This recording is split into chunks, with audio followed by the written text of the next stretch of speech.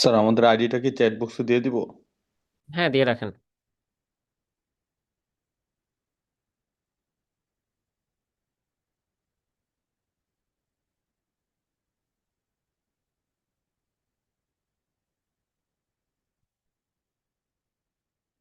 আচ্ছা, আজকে হচ্ছে দেখেন আমাদের ক্লাসটা আসলে কয়েকটা সেগমেন্টে বিভক্ত। প্রথমে হচ্ছে আমরা সিস্টেম কল দেখব, কিভাবে হচ্ছে একটা সিস্টেম কল অ্যাড করা হয় ওই জিনিসটা হচ্ছে আপনাদের একটা আমি কমপ্লিটলি এক্সাম্পল করে দেখাবো।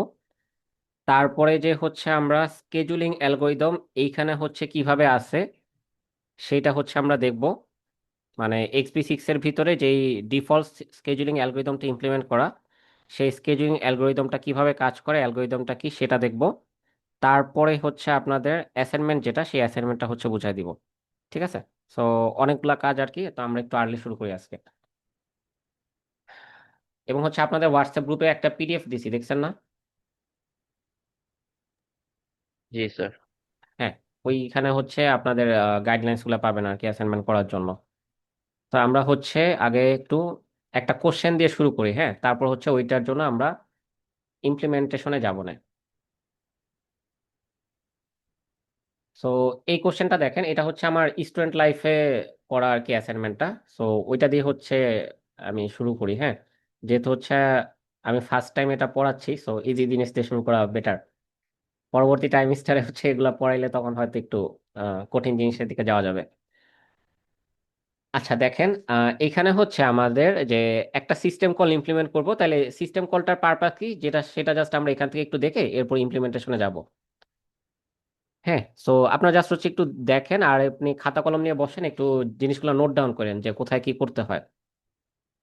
আচ্ছা দেখেন, প্রথমে হচ্ছে আমরা টাস্ক ওয়ানটা নিয়ে হচ্ছে আজকে দেখব। এখানে দুইটা টাস্ক ছিল, আমরা প্রথমটা নিয়ে দেখব যে ইমপ্লিমেন্টের নে সিস্টেম কল ট্রেস।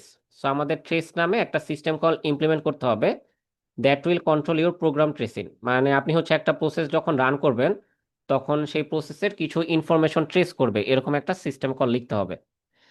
তারপর দেখেন সিস্টেম কলটার পরিচয় কি, it should take one argument and integer system call number.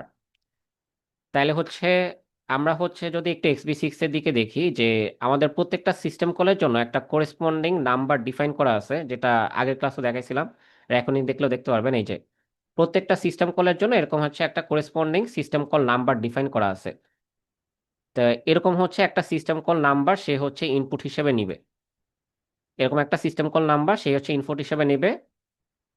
তাহলে হচ্ছে which denotes the system call number to trace for an user program. মানে আপনার একটা ইউজার প্রোগ্রামের জন্য যদি ওই সিস্টেম কলটা কল করা হয় তাহলে হচ্ছে সেটা ট্রেস করবে। তাহলে for example, to trace the fork system call a user program calls trace sys fork. মানে একটা ইউজার প্রোগ্রাম যদি এইভাবে ট্রেস ফাংশনটা কল করে আর ভিতরে হচ্ছে সিস্টেম ফর্ক সিস্টেম কলের নাম্বারটা দিয়ে দিল সিস ফর্ক, তাহলে হচ্ছে where sys fork is the system call number of fork from kernel slash syscall dot h. You have to modify the explicit kernel to print out a line when each system call is about to return for a process. তাহলে আমাদের কাজটা কি, যে আমাদের হচ্ছে XP6 কার্নেলের ভিতরে একটা জিনিস মডিফাই করে প্রিন্ট আউট স্টেটমেন্ট লিখতে হবে। Each system call is about to return, যখন সিস্টেম কল একটা প্রসেস থেকে রিটার্ন করে ওই সময় কিছু জিনিস হচ্ছে প্রিন্ট করবে। কোন ক্ষেত্রে প্রিন্ট করবে, যদি হচ্ছে যেই সিস্টেম কলটা রিটার্ন করতেছে সেই সিস্টেম কল আর আপনি ট্রেস ফাংশনের ভিতরে যেই সিস্টেম কল নাম্বারটা বলে দিয়েছেন সেই দুইটা যদি হচ্ছে ম্যাচ করে তাইলে হচ্ছে সেই জিনিসটা রিটার্ন করবে, মানে এই প্রিন্ট আউট গুলো হবে। এখন কি কি জিনিস প্রিন্ট করতে হবে সেটা হচ্ছে পরবর্তীতে বলা। তাহলে আমাদের হচ্ছে দেখেন, the line should contain the process ID, process ID print করতে হবে। The name of the system call, কোন সিস্টেম কলের নাম দিয়েছেন সেই নামটা প্রিন্ট করতে হবে।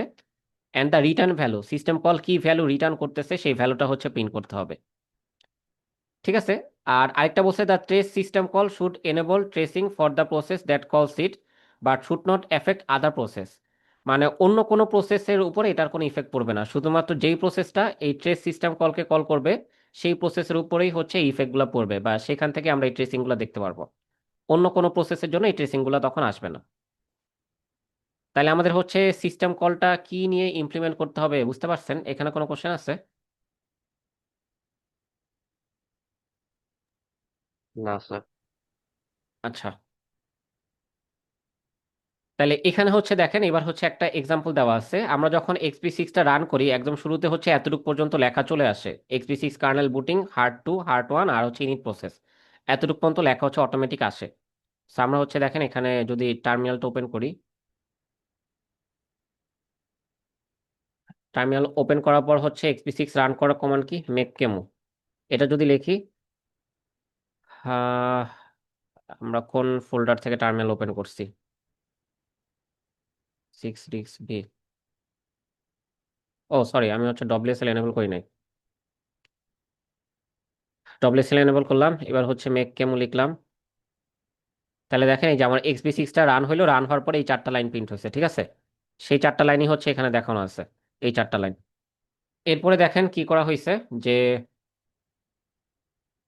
আমাদের মেইন কাজ হচ্ছে এখান থেকে যে ট্রেস সিস্টেম কলটা কল কর, ট্রেস নামে হচ্ছে একটা প্রোগ্রাম, ইউজার প্রোগ্রাম আছে দেখেন, you will be given a trace dot C user program. তা আমরা দেখছি আমরা যখন হচ্ছে একটা ইউজার প্রোগ্রাম xp6 এ রাখি সেটা হচ্ছে অনেকটা কমান্ডের মতো কাজ করে। তাহলে ট্রেস কমান্ডটা যখন হচ্ছে আমরা রান করতেছি সেটার হচ্ছে কিছু প্যারামিটার দেওয়া যায়, প্যারামিটার গুলা হচ্ছে এগুলা। তাহলে দেখেন প্যারামিটারের ভিতরে আমরা কি কি দিছি, আমরা হচ্ছে কোন সিস্টেম কলটাকে ট্রেস করতে চাই সেই সিস্টেম কলের একটা নাম্বার দিছি, তারপরে হচ্ছে একটা কমান্ড লিখে দিছি গ্রেপ হ্যালো রেডমি রিডমি। তার মানে হচ্ছে গ্রেপ কমান্ডের পারপাস কি, যে এই হ্যালো এই স্ট্রিংটা রিডমি ফাইলের ভিতরে কোথাও থাকলে সে হচ্ছে ওই লাইনটাকে প্রিন্ট করবে, এটা হচ্ছে গ্রেপ কমান্ডের কাজ। তাহলে তারপর হচ্ছে একটা কমান্ড লিখে দিছি। তার মানে এই পুরা লাইন দ্বারা যেটা হচ্ছে এখানে বুঝাইতে চাইছে, যে এই যে আমার হচ্ছে grep hello Redmi, sorry grep hello readme, এই যে কমান্ডটা আছে, এই কমান্ডটার উপর হচ্ছে আমার এই ট্রেস সিস্টেম কলটা হচ্ছে অ্যাপ্লাই হবে। বুঝতে পারছেন, এটা হচ্ছে আমরা যখন ট্রেস ফাইলটা দেখবো তখন ক্লিয়ার হবে আরেকটু। তার মানে আমাদের পারপাস হচ্ছে কি, আমরা এই ট্রেস সিস্টেম কলের 5 নাম্বার সিস্টেম কলটা যখন এই কমান্ড থেকে কল করা হবে তখন সেই কলটাকে আমরা ট্রেস করব, এটা হচ্ছে কাজ। তাহলে 5 নাম্বার সিস্টেম কলটা হচ্ছে দেখেন রিড সিস্টেম কল। তাহলে আমার হচ্ছে প্রসেস আইডি প্রিন্ট করছে, তাহলে এই যে আমার প্রসেসটা রান হয়েছে এটার প্রসেস আইডি হচ্ছে 3, এটা প্রিন্ট হইলো প্রসেস আইডি 3। আর এই কমান্ডটা যেসব সিস্টেম কলকে কল করে সেগুলো হচ্ছে রিড সিস্টেম কল, তাহলে এখান থেকে যে সিস্টেম কলটা কল হয়েছে সেটা হচ্ছে রিড সিস্টেম কল, এবং সেই রিড সিস্টেম কলের রিটার্ন ভ্যালু কি ছিল সেগুলো হচ্ছে প্রিন্ট হয়েছে। তার মানে এখানে দেখেন এই সিস্টেম কলটার মাধ্যমে আসলে আমরা কি অ্যাচিভ করলাম, বা এটা থ্রুতে আমরা কি জানতে পারি, সেটা হচ্ছে এই যে আপনি এই কমান্ডটা রান করতেছেন, এই কমান্ডটা রান করার সময় আপনার 5 নাম্বার সিস্টেম কল, যে রিড সিস্টেম কলটা আছে, সেই রিড সিস্টেম কলটা আসলে কয়বার কল হয়েছে, তাহলে দেখেন এই সিস্টেম কলটা ইন্টারনালি 4বার কল হয়েছে, এবং প্রতিবার কল হওয়ার পরে রিটার্ন ভ্যালু কি ছিল সেগুলো জানতে পারলাম। তো এই টাইপের হচ্ছে ছোটখাটো সিস্টেম কল অ্যাড করার পারপাস কি, আমরা হচ্ছে ডিবাগিং করতে ইউজ করতে পারি। যে একটা প্রোগ্রাম হচ্ছে আপনার ঠিক মতো কাজ করতেছে না, এরর দিতেছে, এরর দেওয়ার সময় হচ্ছে আপনার আসলে কোন সিস্টেম কলগুলা কল হয়েছিল, ওইগুলা রিটার্ন ভ্যালু কি সেগুলো জানা যায়। আর আপনি যদি হচ্ছে ট্রেস ছাড়া নর্মালি একটা কমান্ড লেখেন যে গ্রেপ হ্যালো রিডমি, তাহলে হচ্ছে দেখেন কোনো ট্রেসিং শো করবে না। তাহলে কোনো ট্রেসিং শো করতেছে না, তার কারণ কি আপনি হচ্ছে এই ট্রেস কমান্ডটা রান করেন নাই। তাহলে হচ্ছে বোঝা গেল ইনপুট আউটপুট গুলা।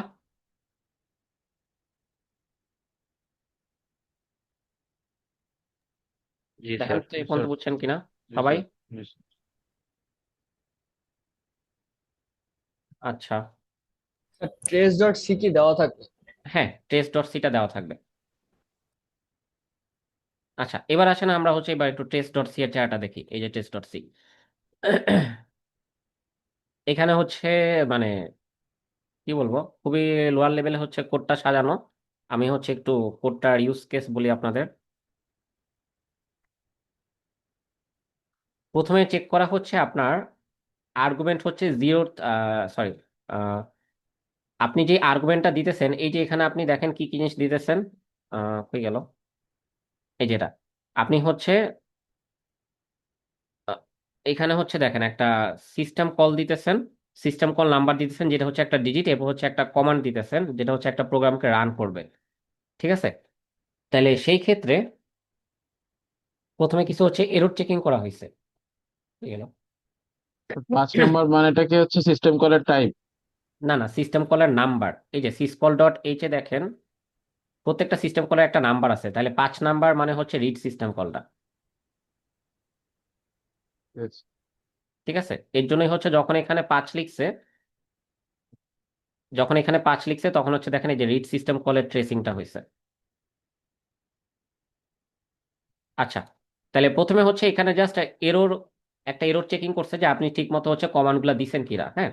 সেগুলোর জন্য জাস্ট এরর চেকিং করছে আপনার সিস্টেম কল নাম্বারটা যে একটা ডিজিট হবে, তাহলে আপনি হচ্ছে একটা ডিজিট দিচ্ছেন কিনা সেটা চেক করছে 0 থেকে 9-এর ভিতরে, এরকম আর কি। এরপরে হচ্ছে আপনার ট্রেস সিস্টেম কলটা দেখেন, এই যে এইখানে কল করা হয়েছে, এইখানে দেখেন ফাংশনটা কল হয়েছে। ফাংশন কলের ভিতরে হচ্ছে প্যারামিটারটা পাস করা হয়েছে যে আপনি যে সিস্টেম কল দিচ্ছেন, হ্যাঁ।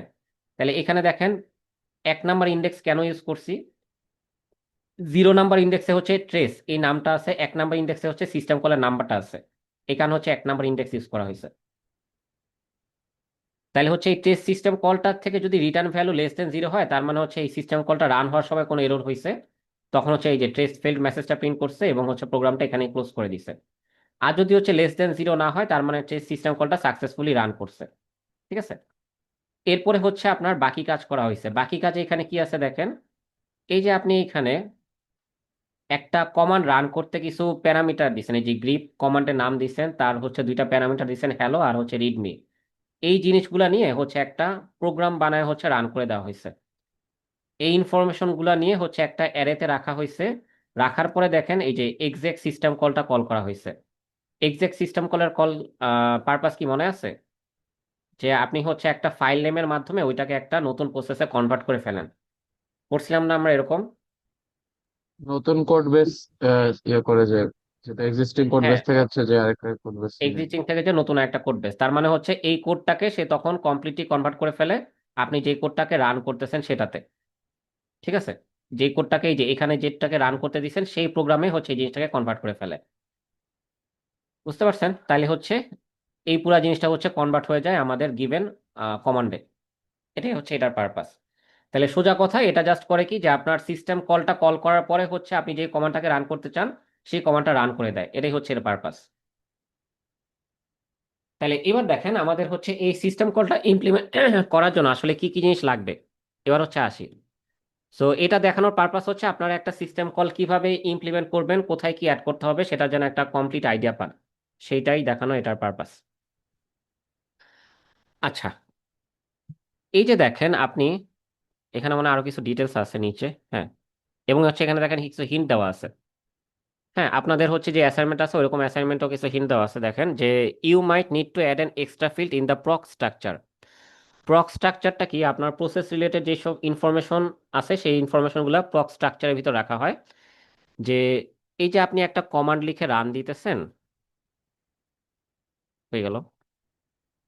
এই যে আপনি হচ্ছে যে, অ্যাসাইনমেন্টটাকে দিয়ে দিছেন? আচ্ছা অ্যাসাইনমেন্টটা দিয়ে দিচ্ছি। প্রথম কথা হচ্ছে এটা আপনাদের অ্যাকচুয়াল অ্যাসাইনমেন্ট না। আপনাদের অ্যাকচুয়াল অ্যাসাইনমেন্ট হচ্ছে অন্যটা, এটা হচ্ছে আমি বুঝাই দিচ্ছি অ্যাসাইনমেন্ট করার জন্য কি কি লাগবে। আর ঠিক আছে অ্যাসাইনমেন্ট স্যার। হচ্ছে এলএমএস এ দেওয়া আছে, হ্যাঁ। ওইটাও আমি বুঝাই দিব। আগে জাস্ট হচ্ছে সিস্টেম কল কিভাবে ইমপ্লিমেন্ট করবেন ওটা বুঝাই। তাহলে এই যে আপনি হচ্ছে এই প্রসেসটা রান করার সময় আপনি চান হচ্ছে 5 নাম্বার সিস্টেম কলটা ট্রেস করবেন। তাহলে এই যে একটা প্রসেস রান করার সময় কোন সিস্টেম কলটা ট্রেস করতে চান এটা মনে রাখা লাগবে না? এই কারণে মনে রাখার জন্য প্রক স্ট্রাকচারে হচ্ছে একটা ভেরিয়েবল অ্যাড করতে হবে যে কোন সিস্টেম কলটাকে ট্রেস করতে চাচ্ছি সেটা। আর সিসকল ফাংশনের ভিতরে হচ্ছে কারেন্টলি কোন সিস্টেম কলটা রান হবে সেটা ডিসাইড করা হয় এবং সেখান থেকে ভ্যালু রিটার্ন করা হয়। তাহলে এই যে আমরা সিস্টেম কলটা যখন ভ্যালু রিটার্ন করবে তখন হচ্ছে এই লাইনগুলো প্রিন্ট করতে বলছে, একটু আগে দেখাইলাম। যে এই যে আমরা process ID, name of the system call, return value of the system call এগুলো যে প্রিন্ট করব, সেই প্রিন্টের কাজটা হচ্ছে আমাদের সিসকল ফাংশনের ভিতর করার জন্য একটা হিন্টস দেওয়া আছে। তাহলে এই হচ্ছে আমাদের কোশ্চেন, আমরা টাস্ক 1টা এখানে কমপ্লিট করব। তাহলে এবার আসেন হচ্ছে একটা একটা করে আসি। এবার দেখেন আমি আপনাদের হচ্ছে কিছু হেল্পিং গাইডলাইন্স দিছি।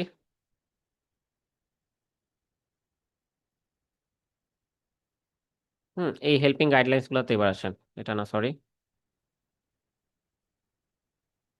এই যে আপনাদের হচ্ছে অ্যাসাইনমেন্টটা করতে এই গাইডলাইন্সটা অনেক কাজে দিবে। দেখেন একটা সিস্টেম কল যখন আমরা অ্যাড করব তখন আসলে কার্নেল ফোল্ডার এবং হচ্ছে ইউজার ফোল্ডার দুইটা জায়গায় হচ্ছে আমাদের হাত দেওয়া লাগবে।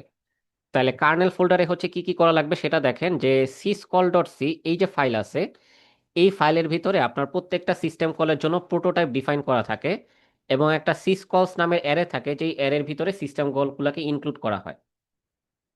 তাহলে সেখানে হচ্ছে আমাদের চেঞ্জ করা লাগবে syscall ডট এইচ এই হেডার ফাইলটার ভিতরে হচ্ছে সিস্টেম কলের জন্য একটা ইন্টিজার নাম্বার ডিফাইন করা হয়, সেটা করতে হবে। আর এরপরে হচ্ছে সিস্টেম কলটার পারপাস অনুযায়ী আমাদের রিলেভেন্ট ফাইলগুলোতে হচ্ছে সিস্টেম কল লিখতে হবে বা দরকার মতো বিভিন্ন ফাংশন হচ্ছে মডিফাই করতে হবে। ঠিক আছে, বাট প্রথম দুইটা কাজ করা হচ্ছে মাস্ট। তাহলে আসেন আমরা হচ্ছে প্রথম দুইটা কাজ আগে করে আসি। তাহলে হচ্ছে আমরা এই যে কোডের ভিতরে যাই, আমাদের syscall ডট এইচ এই জায়গাটার ভিতরে আমাদের হচ্ছে এডিট করে সিস্টেম কলের নাম্বারটা বসাইতে হবে। ঠিক আছে,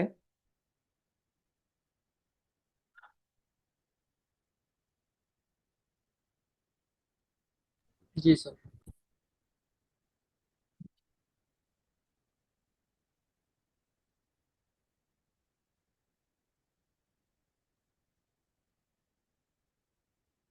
তো আমরা হচ্ছে ট্রেস নামে একটা সিস্টেম কল বানাবো, সো ওইটার সাথে মিনিংফুল একটা ফরম্যাট দিলাম।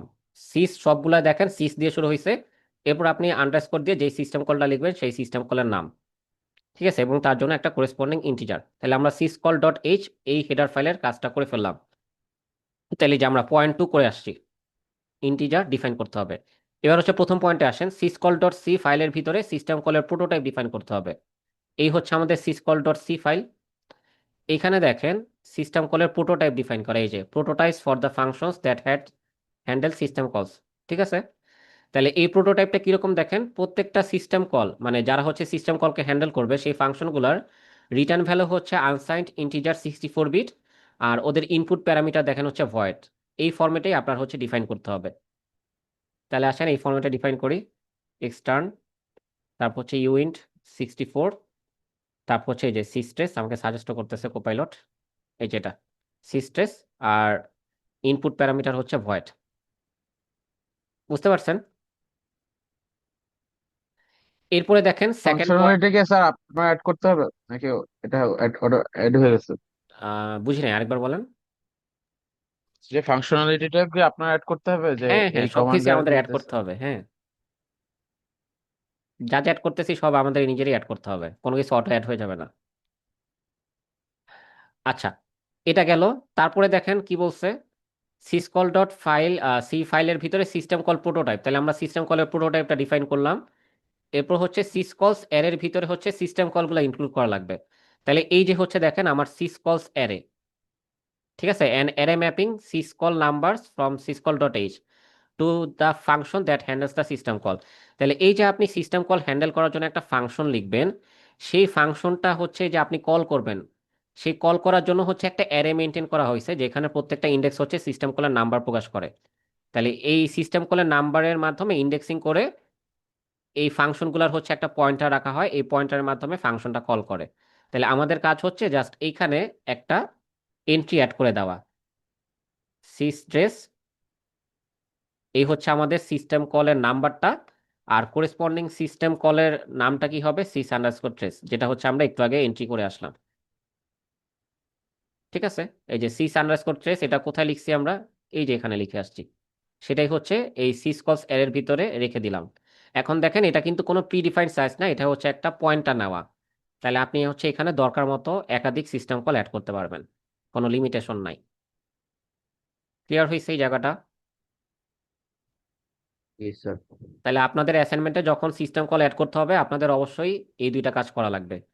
syscall ডট এইচ এর ভিতরে সিস্টেম কলের জন্য একটা ইন্টিজার নাম্বার ডিফাইন করবেন, আর syscall ডট সি ফাইলে এসে প্রোটোটাইপ দিবেন, এবং হচ্ছে syscalls এর ভিতরে এই সিস্টেম কল নাম্বার এবং হচ্ছে প্রোটোটাইপের নামটা দিয়ে দিতে হবে। এবার আসেন হচ্ছে আমাদের মেন কাজে, যে হচ্ছে সিস্টেম কলটা ইমপ্লিমেন্ট করার জন্য হচ্ছে আমাদের কোথায় কোথায় চেঞ্জ আনা লাগবে। এবার আসি হচ্ছে সেই কাজটাতে। স্যার আমি কি 2 নম্বরটা আগে করলাম নাকি? কিটা? হ্যাঁ, আপনি চাইলে 1 নাম্বারটা আগে করতে পারেন, সমস্যা নাই। আমি আর কি এটা লেখার সময় আর কি যেটা মনে আসছে লিখে ফেলছি, তো আমি একদম পুরা হয়তো সাজায় লিখতে পারিনি। ওকে। আচ্ছা, তাহলে এরপরে দেখেন আমাদের হচ্ছে কোশ্চেনের দেওয়া হিন্ট অনুযায়ী আমাদের হচ্ছে প্রক যে ডেটা স্ট্রাকচারটা আছে প্রক ডট এইচ এর ভিতরে একটা প্রসেস রিলেটেড ইনফরমেশন যেখানে রাখা হয়, এই যে প্রক ডট এইচ, এইখানে হচ্ছে আমাদের একটা এক্সট্রা ইনফরমেশন অ্যাড করতে বলছে যে প্রসেসের জন্য আমি কোন সিস্টেম কলটাকে ট্রেস করব, সেটার জন্য একটা ইনফরমেশন এখানে অ্যাড করতে বলছে। তাহলে আমরা এখানে একটা ইনফরমেশন অ্যাড করি, এই জায়গা দিয়ে ধরেন যে ইন্ট সিস কল নাম্বার বা সিস্টেম নাম্বার, ঠিক আছে? যে কোন সিস্টেম কল নাম্বারটাকে আমরা হচ্ছে ট্রেস করতে চাই সেটা হচ্ছে এই ভেরিয়েবলের ভিতরে আমরা সেভ রাখবো। বুঝতে পারছেন? একটা প্রসেসের জন্য কোন সিস্টেম কলটাকে ট্রেস করতে চাই সেটা হচ্ছে এই প্রসেস রিলেটেড যেসব ইনফরমেশন এখানে আছে তার সাথে অ্যাড করে দিলাম। ক্লিয়ার হয়েছে এই জায়গাটা? স্যার এটা আরেকবার একটু স্যার আচ্ছা, এই যে দেখেন আমাদের যে কোশ্চেনটা ছিল অরিজিনালি, এই কোশ্চেনে হচ্ছে বলা হয়েছে কি যে আপনি যখন একটা প্রসেসকে রান করবেন, এই যে এটাকে আপনি রান করতে চান, এই কমান্ডটা রান হওয়ার সময় আপনি কোন সিস্টেম কলটাকে ট্রেস করতে চান সেটা হচ্ছে বলে দিতে হচ্ছে, তাই না? জি তাহলে স্যার এই যে এই প্রসেসটা রান হওয়ার সময় কোন সিস্টেম কলটাকে আমি হচ্ছে ট্রেস করতে চাই, এটা হচ্ছে আমার কোথাও সেভ করে রাখতে হবে না? কোনটাকে আমি ট্রেস করতে চাই এই প্রোগ্রাম রান হওয়ার সময়, জি তাহলে সেটা প্রসেস রিলেটেড যত ইনফরমেশন আছে সেগুলো সেভ করে রাখা হয় এই প্রক্স ডেটা স্ট্রাকচারে। তাহলে আমরা এইখানে এই কারণে একটা ভেরিয়েবল রাখলাম যে এই প্রসেসের জন্য আমরা কোন সিস্টেম কলটা ট্রেস করতে চাই। আচ্ছা পরে ওই নাম্বারটা দিয়ে ট্রেস করবো আর কি হ্যাঁ, সিস্টেম। হ্যাঁ, পরে এখান থেকে হচ্ছে ট্রেসটা করব। বুঝে বুঝতে গেছে? পারছি। জি স্যার। আচ্ছা, এখন একটা প্রসেস যখন হচ্ছে কিল করা হয় বা প্রসেসটা যখন টার্মিনেট হয়ে যায়, হ্যাঁ, তখন হচ্ছে প্রসেসের জন্য আপনি এই যে যত ইনফরমেশন রাখতেছিলেন না সেভ করে, সেই ইনফরমেশন গুলা হচ্ছে সরায় ফেলা হয় বা ডিলিট করে দেওয়া হয়। তাহলে এই যে ইনফরমেশন ডিলিট করা হয়, এই ইনফরমেশন ডিলিটের কাজটা করা হয় হচ্ছে proc ডট সি ফাইলে। তাহলে হচ্ছে এই যে আপনি প্রসেসের জন্য একটা ইনফরমেশন রাখতেছেন, প্রসেসটা যখন ডিলিট করে দিবেন সেখান থেকে তো ইনফরমেশন গুলো এই যে ডিলিট করে দিতেছে, দেখছেন? এই যে free a proc structure and the data hanging from it. তার মানে আপনি প্রক স্ট্রাকচারে যত ডেটা রাখছেন সেই ডেটাগুলো হচ্ছে এখান থেকে ফ্রি করে দিবেন। এই যে দেখেন সব ফ্রি মেমোরি করা থেকে হচ্ছে। তাহলে এইখানে আমরা কি ডেটা রাখছিলাম? সিস্টেম কল নাম্বার, তাই না? তাহলে সেটা হচ্ছে ফ্রি করে দেওয়া লাগবে না? এই যে এখানে হচ্ছে ফ্রি করে দিচ্ছি। বুঝা গেছে? জি স্যার। আচ্ছা, স্যার আনইউজড আর জিরোর মধ্যে ডিফারেন্স কি থাকবে? আনইউজ হচ্ছে একটা ইনাম, মানে হচ্ছে এই স্ট্রিংটার পরিবর্তে একটা ইন্টিজার ভ্যালু ইউজ করা হয়। দেখেন ইন্টিজার ভ্যালুটা হচ্ছে জিরো, দেখছেন? আনইউজড এর ইন্টিজার ভ্যালু হচ্ছে জিরো। এখন আনইউজ মানে হচ্ছে এই প্রসেসটা আর হচ্ছে ইউজ হচ্ছে না, তার মানে এই প্রসেসটার এখন আর অস্তিত্ব নাই। বুঝতে পারছেন? স্যার আচ্ছা, এটা যখন স্কেজুলিং পড়াবো তখনও দেখাবো, এই আনইউজটা নিয়ে কথাবার্তা আছে সামনে। আচ্ছা, তাহলে হচ্ছে আমরা প্রক স্ট্রাকচারে আমাদের যে ইনফরমেশনটা স্টোর করা দরকার সেটা হচ্ছে আমরা স্টোর করে ফেলছি। আমাদের তাইলে হচ্ছে এই পর্যন্ত কাজ শেষ। এবার আমাদের কাজ হচ্ছে যে অ্যাকচুয়ালি সিস্টেম কলটাকে ইমপ্লিমেন্ট করা।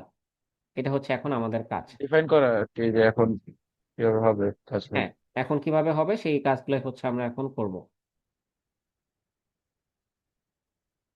আচ্ছা, এখন সেই কাজ করার আগে আমাদের হচ্ছে আরেকটা ছোট্ট কাজ দেখবেন পথে যে করা লাগবে, সেটা আমি এখন একটু বলে দেই। সেটা হচ্ছে এই যে দেখেন আমরা যে একটা সিস্টেম কলের নাম্বার থেকে সিস্টেম কলের নামটা পেয়ে গেছি, দেখছেন?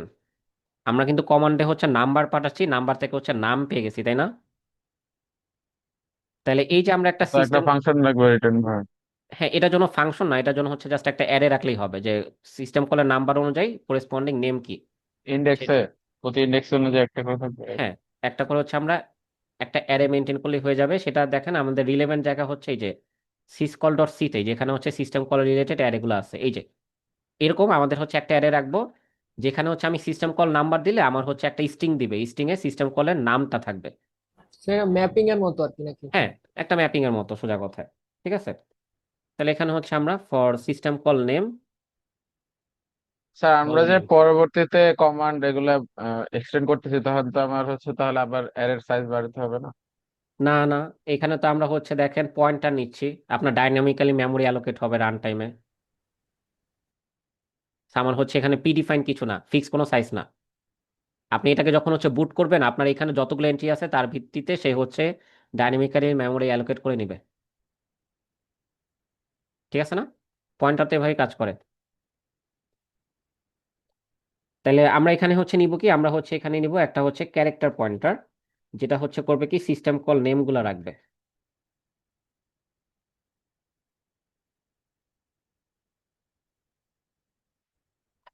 আচ্ছা, তাহলে এখানে দেখেন আমাদের হচ্ছে যেই ফরম্যাটটা আছে যে আমাদের সিস্টেম কলের নাম্বারগুলো আমরা হচ্ছে এরকম এই নাম থেকে পাচ্ছি, সিস আন্ডারস্কোর ফর্ক।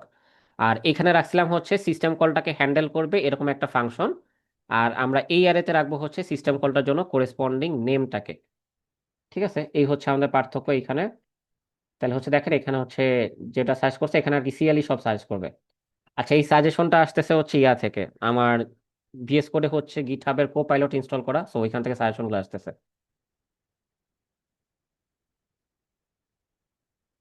তো আর কি আমার কষ্ট কমায় দিচ্ছে ভালো এই দিক থেকে।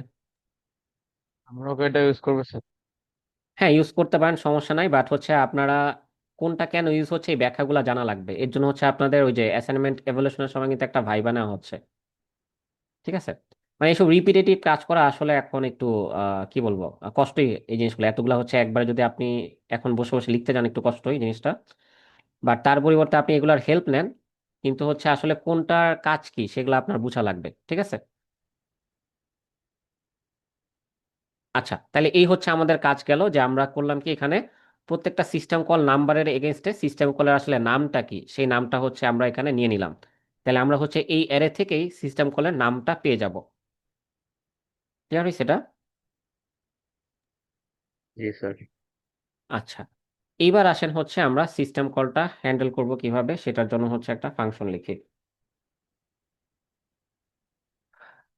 আচ্ছা, এটার জন্য হচ্ছে আপনার প্রসেস রিলেটেড যেসব সিস্টেম কল আছে এখানে দেখেন সিস্টেম কলের কিছু জেনারেলি ইনফরমেশন রাখা, মানে এমন কিছু সিস্টেম কল যেগুলো হচ্ছে বিভিন্ন জায়গায় ইউজ হয় বা জেনারেলি সব জায়গায় ইউজ হয়, বুঝছেন? আর প্রসেস রিলেটেড যেসব সিস্টেম কল আছে সেই প্রসেস রিলেটেড সিস্টেম কলগুলো হচ্ছে sysproc.c এই ফাইলের ভিতরে আছে। প্রসেস রিলেটেড সিস্টেম কলগুলো sysproc.c, যেমন দেখেন আমি প্রসেসের আইডি জানতে চাই, সেটার সিস্টেম কল এখানে আছে। ফর্ক সিস্টেম কল সেটার জন্য এটা এখানে আছে, বুঝতে পারছেন? তাহলে প্রসেস রিলেটেড যেসব সিস্টেম কল সেগুলো হচ্ছে এখানে আছে, মানে সিস্টেম কলের হেল্পার ফাংশন আর কি, যেই ফাংশনের থ্রুতে আপনি সিস্টেম কলটা হ্যান্ডেল করতেছেন সেগুলো হচ্ছে এখানে আছে। তাহলে আমরা হচ্ছে জিনিসটা এভাবে অর্গানাইজ করব যে আমরা এটা যেহেতু প্রসেসের সাথে রিলেটেড আমরা হচ্ছে এখানেই ডিফাইন করব sysproc.c তে। ঠিক আছে, তাহলে দেখেন আমরা হচ্ছে যখন প্রসেসের প্রোটোটাইপ ডিফাইন সরি সিস্টেম কলের প্রোটোটাইপ ডিফাইন করে আসছি, সিস্টেম কল যে হ্যান্ডেল করব তার প্রোটোটাইপ রিটার্ন ভ্যালু হচ্ছে আনসাইন্ড ইন্টিজার 64 আর ইনপুট প্যারামিটার হচ্ছে ভয়েড। তাহলে এটাকে আমরা এখন হচ্ছে ইমপ্লিমেন্ট করব, বুঝতে পারছেন? এটাকে আমরা এখন হচ্ছে এখানে ইমপ্লিমেন্ট করব। স্যার প্রোক ডট সি আর সিস প্রোক ডট সি এর মধ্যে ডিফারেন্সটা কি রাখতেছি? ডিফারেন্সটা হলো প্রোক ডট সি তে আপনার হচ্ছে প্রসেস রিলেটেড যত ফাংশন আছে সেগুলা প্রোক ডট সি তে লেখা। আর সিস প্রক ডট সি হলো এই যে আপনার প্রসেস রিলেটেড বিভিন্ন সিস্টেম কল কল হবে, তাই না? এই সিস্টেম কলগুলোকে হ্যান্ডেল করার জন্য যেসব হেল্পার ফাংশন লাগতেছে সেগুলো হচ্ছে এখানে লেখা। আচ্ছা, তাহলে হচ্ছে ফাংশনের নাম ছিল sys underscore trace, return input parameter হচ্ছে ভয়েড। ঠিক আছে,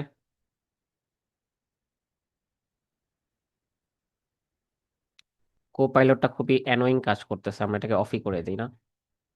আচ্ছা, অফ হয়েছে না? হুম, অফ হয়েছে।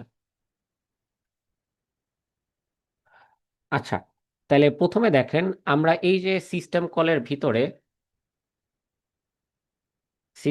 ভিতরে আমরা হচ্ছে সিস্টেম কল নাম্বারটা পাঠাবো, তাই না? কিন্তু আমরা এখানে দেখতেছি ওই হেল্পার ফাংশনটা কোনো ইনপুটই নেয় না, তাহলে এই নাম্বারটাও পাবে কিভাবে? তাহলে এই নাম্বারটা পাওয়ার জন্য হচ্ছে একটা ওয়ে অ্যারাউন্ড আছে। এখন কেন এভাবে ডিরেক্টলি নাম্বার পাস করতে দেয় নাই, এটা হচ্ছে সিকিউরিটি পারপাসে। ধরেন আপনি যদি এইখানে যদি একটা পয়েন্টার রাখতাম, হ্যাঁ, এখন এই পয়েন্টার কি করে ডিরেক্টলি হচ্ছে মেমোরির একটা লোকেশনকে পয়েন্ট করে। এখন সেখানে আপনি যদি ম্যালিশিয়াস কোড বা ম্যালিশিয়াস ডেটা পাঠায় দেন, পাঠালে তো আপনি আচ্ছা স্যার, অপারেটিং হ্যাঁ। সিস্টেমের মেমোরি স্পেসে হচ্ছে গার্বেজ ডাটা দিয়ে দিতে পারবেন। এই কারণে হচ্ছে আপনার এইখানে ডিরেক্টলি ভেরিয়েবল বা ডেটা পাস করতে দেয় না। এটার হচ্ছে ডেটা পাস করার জন্য এক্সট্রা আরেকটা ফাংশন আছে, যেই ফাংশনটা ফার্স্ট হচ্ছে এরর চেকিং গুলা করে যে আপনি কোনো ম্যালিশিয়াস ডেটা পাঠাচ্ছেন কিনা। সেই চেকিং গুলা হ্যান্ডেল করার পরে সে হচ্ছে আপনার ইউজার থেকে পাঠানো ডেটাটা রিটার্ন করে দেয়, একটা বুঝতে পারছেন? তাহলে হচ্ছে দেখেন সেটা কিভাবে হয় আমরা হচ্ছে, আচ্ছা কোপাইলটটা অফ হয় নাই।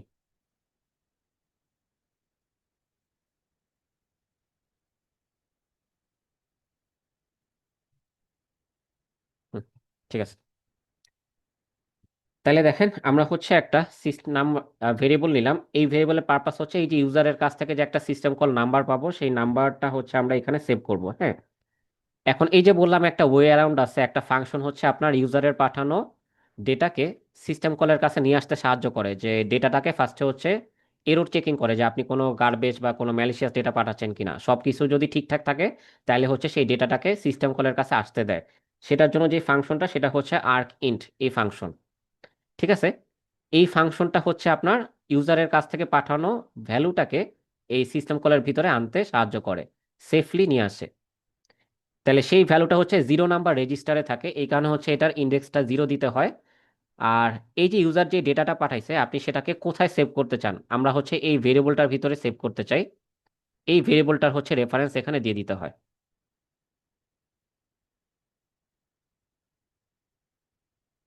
আচ্ছা, আমি যদি মাল্টিপল নাম্বার পাঠাই, মানে লাইক আমার যদি মাল্টিপল ইয়া থাকে, মাল্টিপল থাকলে হচ্ছে ওরা এগুলা বাকি একাধিক রেজিস্টারে আসবে। হ্যাঁ, অথবা হচ্ছে পয়েন্টারে আসবে। তো আপনি তখন হচ্ছে এখানে একটা পয়েন্টার নেবেন, সেই পয়েন্টারের মাধ্যমে হচ্ছে পুরো ডেটাটাকে একবারে নেবেন। আচ্ছা, তারপরে দেখেন আমরা হচ্ছে এখানে একটা এরর চেকিং করব, কারণ কি আমার সিস্টেম কল, যেহেতু সিস্টেম কল দেখেন তো আমার টোটাল কয়টা আছে, 22টা না? 1 থেকে শুরু করে 22, তাই তো? এর জি, বাইরে যদি হচ্ছে আমি কোনো ইনপুট দেই তাহলে সেটা কি ভ্যালিড হবে? আমি যদি 25 26 দেই, এরকম কোনো সিস্টেম কল আছে আমার এখানে? জি। নাই। তাহলে হচ্ছে আমার এখানে কি একটা চেকিং দেওয়া লাগবে না যে সিস্টেম কলের নাম্বারটা ঠিকঠাক মতো আছে কিনা, তাই তো? তাহলে হচ্ছে আমরা একটা এরর চেকিং করব, সেটা কি, যে এই যে আমি সিস্টেম কলের নাম্বারটা ইউজারের থেকে পাইলাম, এই নাম্বারটা হচ্ছে যদি 0-র থেকে ছোট হয় বা 0-র সমান, ছোট বা সমান হয়, ঠিক আছে, এটা, অথবা যদি হচ্ছে আমাদের বর্তমানে কয়টা আছে, 22টা আছে তাই না, 22-এর থেকে যদি হচ্ছে বড় হয়, তার মানে হচ্ছে এমন কোনো সিস্টেম কল আমার কার্নেলে এই মুহূর্তে নাই, তাহলে হচ্ছে আমরা এখান থেকে হচ্ছে রিটার্ন করে দিব, আমরা সামনে আগাবো না। এটা কি বুঝতে ওয়ান পারছেন? থেকে শুরু হইতেছে না জিরো থেকে শুরু হইতেছে? 1 থেকে শুরু হচ্ছে, আচ্ছা। এই কারণে হচ্ছে লেস দেন ইকুয়াল টু 0 লিখছি। ঠিক আছে, 0 দিলেও সেটা ইনভ্যালিড হবে। সিস্টেম কলের থেকে যদি আহ, বাড়ে তখন তো হচ্ছে আবার এখানে চেঞ্জ করতে হবে না যদি হ্যাঁ, ডাইনামিক্যালি সেট না তখন, করি। হ্যাঁ তখন এখানে আসলে চেঞ্জ করতে হবে। ঠিক আছে, আচ্ছা। সো XP6 এই জিনিসটা ডাইনামিক্যালি করে নাই দেখে হচ্ছে আমাদের এখানে ম্যানুয়ালি করা লাগতেছে। বুঝতে পারছেন? এরপর দেখেন আমাদের এরপরে কাজ কি, এই যে ইউজার যে সিস্টেম কলটা পাঠাইলো, যে একটা প্রসেসের জন্য সে এই সিস্টেম কলটা ট্রেস করতে চায়, এখন আমার হচ্ছে ওই প্রসেসের প্রক যে স্ট্রাকচারটা আছে, এই যে ওই প্রসেসের প্রক যে স্ট্রাকচারটা আছে, সেই প্রক স্ট্রাকচারের এই সিস নাম, এটার ভিতরে আমরা হচ্ছে এখন সেই নাম্বারটা বসাই দিব। ঠিক আছে, তাহলে এখন এটা বসানোর উপায় কি? কারেন্টলি যে প্রসেসটা রান হচ্ছিল, মানে এই সিস্টেম কলটা কল হওয়ার পূর্বে যে প্রসেসটা রান হচ্ছিল, সেই কারেন্টলি রানিং প্রসেসটাকে হচ্ছে পাওয়া যায় মাইপ্রক ফাংশন কল করার মাধ্যমে। এই ফাংশনটা কল করলে কারেন্টলি যে প্রসেসটা রান হয় সেই প্রসেসের প্রক ডেটা স্ট্রাকচারটা রিটার্ন করে, মানে ওই প্রসেসের ইনফরমেশনগুলো রিটার্ন করে। তাহলে সেই রিটার্ন ভ্যালু থেকে আমরা হচ্ছে এই যে সিস নাম্বার, মানে এখান থেকে আমরা হচ্ছে একটা স্ট্রাকচার পাচ্ছি এই ফাংশন কল করার মাধ্যমে। সেই স্ট্রাকচারের ভিতরে যে সিস নাম্বার ভেরিয়েবলটা আছে, সেই সিস নাম্বার ভেরিয়েবলের ভিতরে আমরা হচ্ছে এই ইউজারের থেকে পাওয়া সিস্টেম নাম্বারটাকে রেখে দিলাম। বুঝে গেছে? এরপর হচ্ছে আমরা জাস্ট এখান থেকে রিটার্ন 0 করে দিতেছি, আমরা সাকসেসফুলি সব করতে পারছি। তাহলে দেখেন এটা হচ্ছে কি জাস্ট একটা হেল্পার ফাংশন হইলো। যে হেল্পার ফাংশনটা হচ্ছে প্রসেসের ইনফরমেশনের ভিতরে কোন সিস্টেম কলটাকে আমরা টেস্ট করতে চাই সেই সিস্টেম কলের নাম্বারটা দিয়ে দিল, এতটুকুই হচ্ছে ওর কাজ। আর এই জিনিসটা দেওয়ার আগে সে কি কি করলো, সে হচ্ছে প্রথমে ইউজার যে সিস্টেম কল নাম্বারটা দিছে সেই নাম্বারটা হচ্ছে সে নিল, নেওয়ার পরে একটা এরর চেকিং করলো আপনার নাম্বারটা হচ্ছে ভ্যালিড রেঞ্জের ভিতরে আছে কিনা, সব ঠিকঠাক থাকলে তারপরে হচ্ছে ইনফরমেশনটা অ্যাড করলো। এই হচ্ছে হেল্পার ফাংশনটার কাজ। ক্লিয়ার হয়েছে এই পর্যন্ত? জি স্যার। আচ্ছা, তাইলে হচ্ছে এই পর্যন্ত হইলে ফাইনাল কাজ কি, এই যে আমরা এখন সিস্টেম কল পেয়ে গেলাম, ফাইনাল কাজ হচ্ছে যে আমাদের ইনফরমেশনগুলো প্রিন্ট করা, প্রসেস আইডি প্রিন্ট করা, সিস্টেম কলের নাম্বার প্রিন্ট করা, আর হচ্ছে ও কি ভ্যালু রিটার্ন করতেছে সেটা প্রিন্ট করা। আপনারা যদি হচ্ছে আগের ক্লাসের রেকর্ডিং দেখেন তখন হচ্ছে দেখাইছিলাম যে সিস্টেম কল কোথায় হ্যান্ডেল হয়। সিস্টেম কল হচ্ছে এই যে syscall ডট জেসি, এই যে ফাইলটা আছে, এই ফাইলে দেখেন এই যে syscall নামে একটা ফাংশন আছে। ও হচ্ছে সবকিছু হ্যান্ডেল করে যে আপনার কোন সিস্টেম কলটা কল করা হয়েছে। ঠিক আছে, ও হচ্ছে এই জিনিসগুলো হ্যান্ডেল করে। হ্যাঁ, এখন হচ্ছে কোন সিস্টেম কলটা কল করা হয়েছে সেটা হচ্ছে A7, এই যে ট্র্যাপ ফ্রেমের ভিতরে হচ্ছে রেজিস্টারগুলো থাকে, রেজিস্টারের ভ্যালুগুলো থাকে ট্র্যাপ ফ্রেম স্ট্রাকচারের ভিতরে।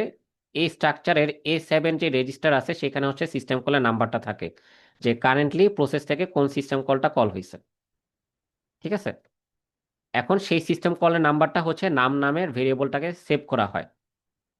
আর বর্তমানে হচ্ছে কোন প্রসেস সিস্টেম কলটা কল করছিল সেটা হচ্ছে এই পি পয়েন্টারের ভিতর রাখে। এবং দেখেন এই যে মাইপ্রক ফাংশনটা কল করার মাধ্যমে কারেন্টলি কোন প্রসেস সিস্টেম কলটাকে কল করছে সেটা পেয়ে যাওয়া যায়। তাহলে এইখান থেকে দেখেন যে সিস্টেম কলের নাম্বারটা যদি হচ্ছে ভ্যালিড রেঞ্জের ভিতরে থাকে তাইলে হচ্ছে সিস্টেম কলটাকে কল করা হয়। ঠিক আছে, এই যে তাইলে হচ্ছে সিস্টেম কলটাকে কল করা হয়। সিসকলস অ্যারের ভিতরে আমাদের সবগুলা সিস্টেম কল দেওয়া আছে এবং ইন্ডেক্সিংটা করা হয়েছে সিস্টেম কলের নাম্বার অনুযায়ী। তাহলে এই অ্যারের ভিতরে আমি সিস্টেম কলের নাম্বারটা দিয়ে যদি হচ্ছে ফাংশন কল প্যারামিটারটা দেই তাহলে সেই অ্যারে থেকে ফাংশনটা অটোমেটিক কল হয়ে যায়। এবং সেই ফাংশনটা কল হওয়ার পর ফাংশনের রিটার্ন ভ্যালু হচ্ছে A0 এই রেজিস্টারে সেভ করা হয়। তার মানে এই যে আমার এখানে ফাংশনের রিটার্ন ভ্যালু প্রিন্ট করতে হবে, এই যে রিটার্ন ভ্যালু সেটা আমরা পেয়ে যাব A0 রেজিস্টার থেকে। বুঝা গেছে এই পর্যন্ত? জি স্যার। আচ্ছা, তাহলে এবার আমাদের কাজ হচ্ছে যে এই যে একটা প্রসেস একটা সিস্টেম কলকে কল করলো, সেই সিস্টেম কলের নাম্বারটা যদি হচ্ছে যেই সিস্টেম কলকে ট্রেস করব বলে দিছি সেই সিস্টেম কলের নাম্বারের সমান হয়ে যায় তাহলে হচ্ছে আমরা এখন ট্রেস করার প্রিন্টগুলো লিখব। ঠিক আছে, যে ট্রেস দ্য সিস্টেম কলস।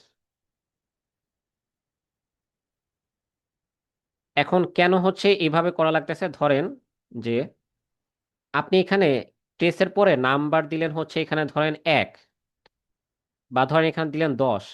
10 নাম্বার সিস্টেম কলটা হয়তো এই কমান্ডটা কলই করে না, তাহলে আপনার ট্রেসিং এ কিছুই আসবে না। এখন এই কমান্ডটা হচ্ছে রিড সিস্টেম কলটা কল করে, আর আপনি হচ্ছে ট্রেসিং চাইছেন রিড সিস্টেম কলের, দুইটা ম্যাচ করছে দেখি এই জিনিসগুলো প্রিন্ট হয়েছে। আপনি ধরেন এখানে 10 দিলেন, ওই 10 নাম্বার সিস্টেম কলটা এই কমান্ডটা হচ্ছে কলই করে না, তাহলে হচ্ছে আপনার ট্রেসিং এ কিছুই আসবে না। বুঝতে পারছেন? জি স্যার।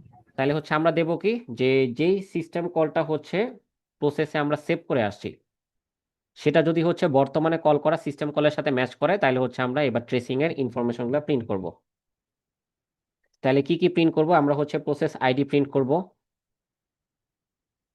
তারপরে হচ্ছে আমরা সিস্টেম কলের নামটা প্রিন্ট করব। স্ট্রিং প্রিন্ট করার জন্য হচ্ছে %s ইউজ করা হয়। তারপরে হচ্ছে আমরা রিটার্ন ভ্যালু প্রিন্ট করব। তাহলে রিটার্ন ভ্যালুটা হবে হচ্ছে, দেখেন আমাদের যে সিস্টেম কলগুলো আছে কোথায় জানি আছে, হ্যাঁ এখানে। এই যে সিস্টেম কলগুলোর জন্য হচ্ছে আমাদের রিটার্ন ভ্যালু কি, আনসাইন্ড ইন্টিজার 64।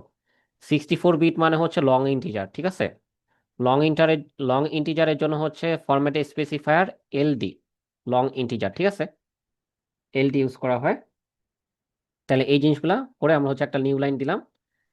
তাহলে দেখেন আমাদের হচ্ছে যে প্রসেস আইডি, এই প্রসেস আইডি হচ্ছে কোথা থেকে পাবো, এই যে আমাদের যে পি স্ট্রাকচারটা আছে, এই যে পি এর ভিতর হচ্ছে প্রসেস রিলেটেড সব ইনফরমেশন আছে, তাহলে এখান থেকে পাবো পিআইডি। তারপর হচ্ছে সিস্টেম কলের নাম্বার, এটা কোথা থেকে পাবো, এই যে আমরা একটা অ্যারে লিখছিলাম না, সেই অ্যারে থেকে হচ্ছে পাবো। এই যে দেখেন আমরা এই সিস কলের ভিতরে এই যে একটা অ্যারে লিখছি সিস কল নেমস নামে, দেখছেন? এই অ্যারের ভিতরে আমরা যদি হচ্ছে ইন্ডেক্সে সিস্টেম কলের নাম্বারটা দিয়ে দেই তাহলে হচ্ছে আমরা নেমটা পেয়ে যাব।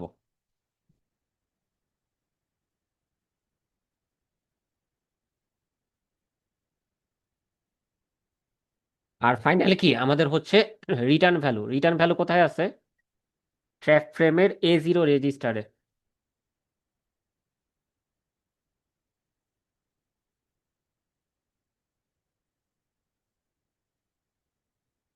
এই হচ্ছে আমাদের কাজ।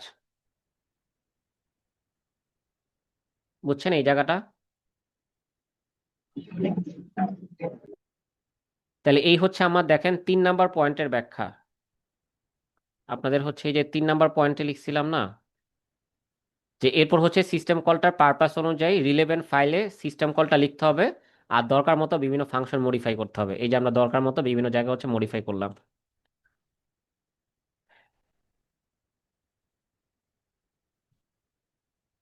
দেখেন তো এই পর্যন্ত কোনো কোশ্চেন আছে কিনা। এই জিরোতে কি রিটার্ন ভ্যালুটা থাকে? হ্যাঁ, A0-তে হচ্ছে রিটার্ন ভ্যালুটা থাকে। এই যে দেখেন কমেন্টও দেওয়া আছে, store it's return value in P trap frame A0। System কলটা কল হওয়ার পরে যে রিটার্ন ভ্যালুটা থাকে সেটা হচ্ছে A0-তে সেভ করা হয়।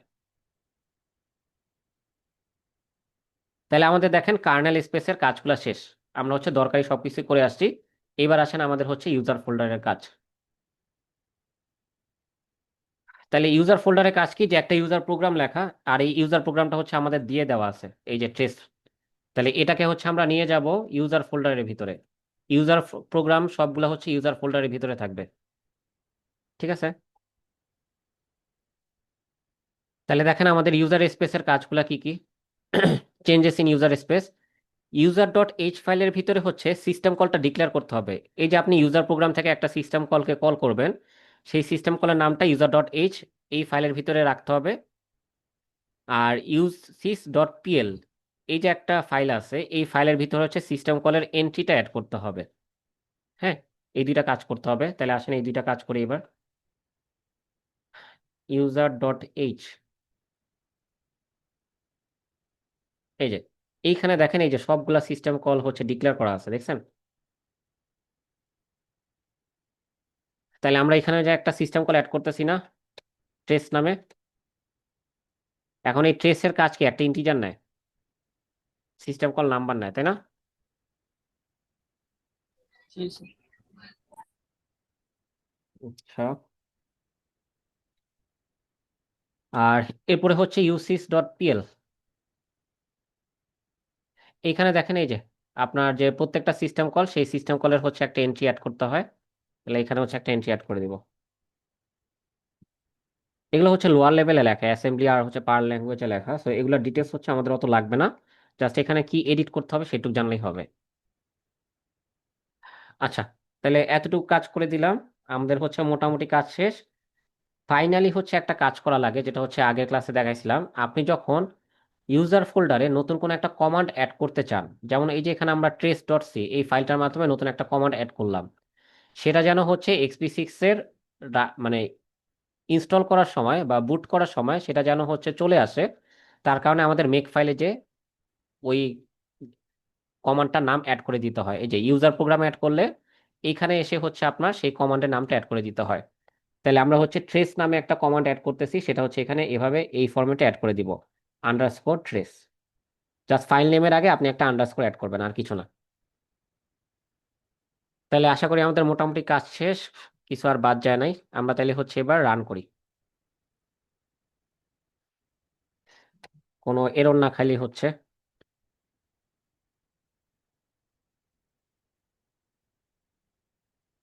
বাহ, এরর খায় নাই, সাকসেসফুল আমরা। আচ্ছা, তাহলে হচ্ছে দেখেন আমরা হচ্ছে এবার এটা দেখে রান করি। আমাদের হয়ে গেল। হুম, এখানে হচ্ছে কি করছে, ট্রেস 5, তারপর হচ্ছে গ্রিপ হ্যালো রিডমি, এটাই হচ্ছে রান করি। তাহলে দেখেন এই যে সিস্টেম কলের ট্রেস গুলো আসছে, দেখছেন। এখন ধরেন হচ্ছে আমি 5-এর জায়গায় যদি অন্য একটা ভ্যালু দিই, হ্যাঁ, ধরেন হচ্ছে ট্রেস, এখানে আমি হচ্ছে 15 দিলাম, যেটা হয়তো এই কমান্ডটা ইউজই করে না। আমি জানি না ইউজ করবে কিনা, দেখি। হ্যাঁ, ইউজ করছে একবার, এই যে ওপেন, হ্যাঁ, এটা একবার ইউজ হয়েছে সিস্টেম কল। অন্য একটা দেখি, টেস্ট ধরেন হচ্ছে 13। এই যে দেখেন 13 নাম্বার সিস্টেম কলটা হচ্ছে এই কমান্ডটা রান করার সময় হচ্ছে কলই করে না, এই জন্য দেখেন কোনো ট্রেসিং ইনফরমেশন আসে নাই। ক্লিয়ার হয়েছে? আর যখন 15 দিছি তখন হচ্ছে যে ওপেন সিস্টেম কলটা আছে, সেটা কাজ কি, ফাইল ওপেন করা, রিডমি হচ্ছে একটা ফাইল, সেই ফাইলটাকে ওপেন করতে হচ্ছে একবার কল করছে, সেই কারণে হচ্ছে এখানে একবার আসছে। আর যদি ধরেন হচ্ছে আমরা ট্রেস কমান্ডটা ছাড়া নর্মালি কিছু রান দেই, তাহলে হচ্ছে দেখেন কোনো ট্রেসিং এ আসবে না। এই যে ক্লিয়ার হয়েছে। স্যার ওপেনেরটা একবার বলবেন, ওপেনেরটা কেন? ওপেনের কাজটা হচ্ছে এই যে আপনি দেখেন গ্রিপ কমান্ডটার কাজ কি, এই যে হ্যালো স্ট্রিংটাকে রিডমি ফাইলের কোথাও আছে কিনা সেটাকে ম্যাচ করে, ম্যাচ করে খুঁজে পাইলে সেই লাইনটা প্রিন্ট করে। তাহলে এই যে রিডমি ফাইলটা রিড করার জন্য ফাইলটাকে প্রথমে ওপেন করতে হবে না, এই হচ্ছে আচ্ছা, ওপেন ওইটা সিস্টেম ওইটার কলের কল কাজ। কি 15 এর জন্য ম্যাচ করছে, এই জন্য হ্যাঁ এটা। হ্যাঁ, এর জন্য ম্যাচ করছে। এই যে আমরা দেখেন syscall ডট এইচ এ চলে যাই, ওপেন সিস্টেম কলটার নাম্বার হচ্ছে 15। বুঝতে পারছি। ঠিক আছে, তাহলে আমরা হচ্ছে একটা সিস্টেম কল কিভাবে অ্যাড করতে পারবো ফ্লোটা বুঝতে পারছি। এটা হচ্ছে আরেকটু ক্লিয়ার হবে আপনারা যদি আগের ক্লাস রেকর্ডিংটা দেখেন, সেখানে অনেক কিছু ধারণা দিছি, দুইটা কম্বাইন করলে হচ্ছে ক্লিয়ার হবে আশা করি। তাহলে আমরা হচ্ছে এবার একটু ব্রেকে যাই। হ্যাঁ, আমরা হচ্ছে 12টা 25-এ ব্যাক করবো না, 15 মিনিটের একটা ব্রেকে যাই। 12টা 25 থেকে আমরা স্কেজুলিং পড়া শুরু করবো, XB6 এর স্কেজুলিং কিভাবে কাজ করে।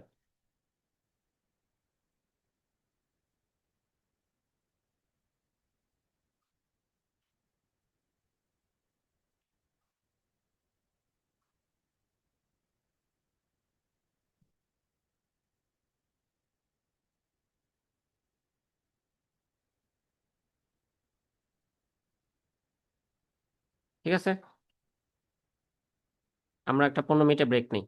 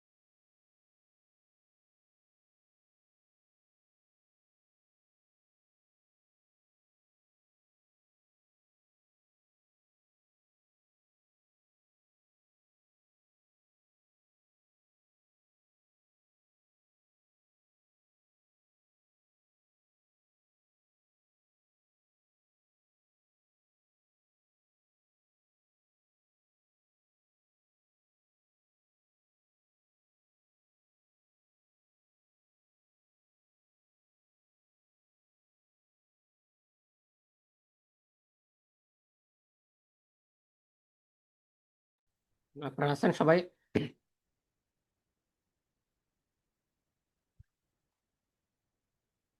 Yes, sir. আচ্ছা আচ্ছা, এবার আসেন হচ্ছে আমরা XP6 এর স্কেজুলিংটা দেখব। এটার কাজ শেষ। আর এখানে হচ্ছে কোডগুলা। আচ্ছা দেখেন, এখানে হচ্ছে আমি জাস্ট XP6 থেকে কোডগুলো কপি পেস্ট করে একটা PDF বানিয়ে নিছি, যাতে হচ্ছে একটু রিলেট করে করে বোঝানো যায়।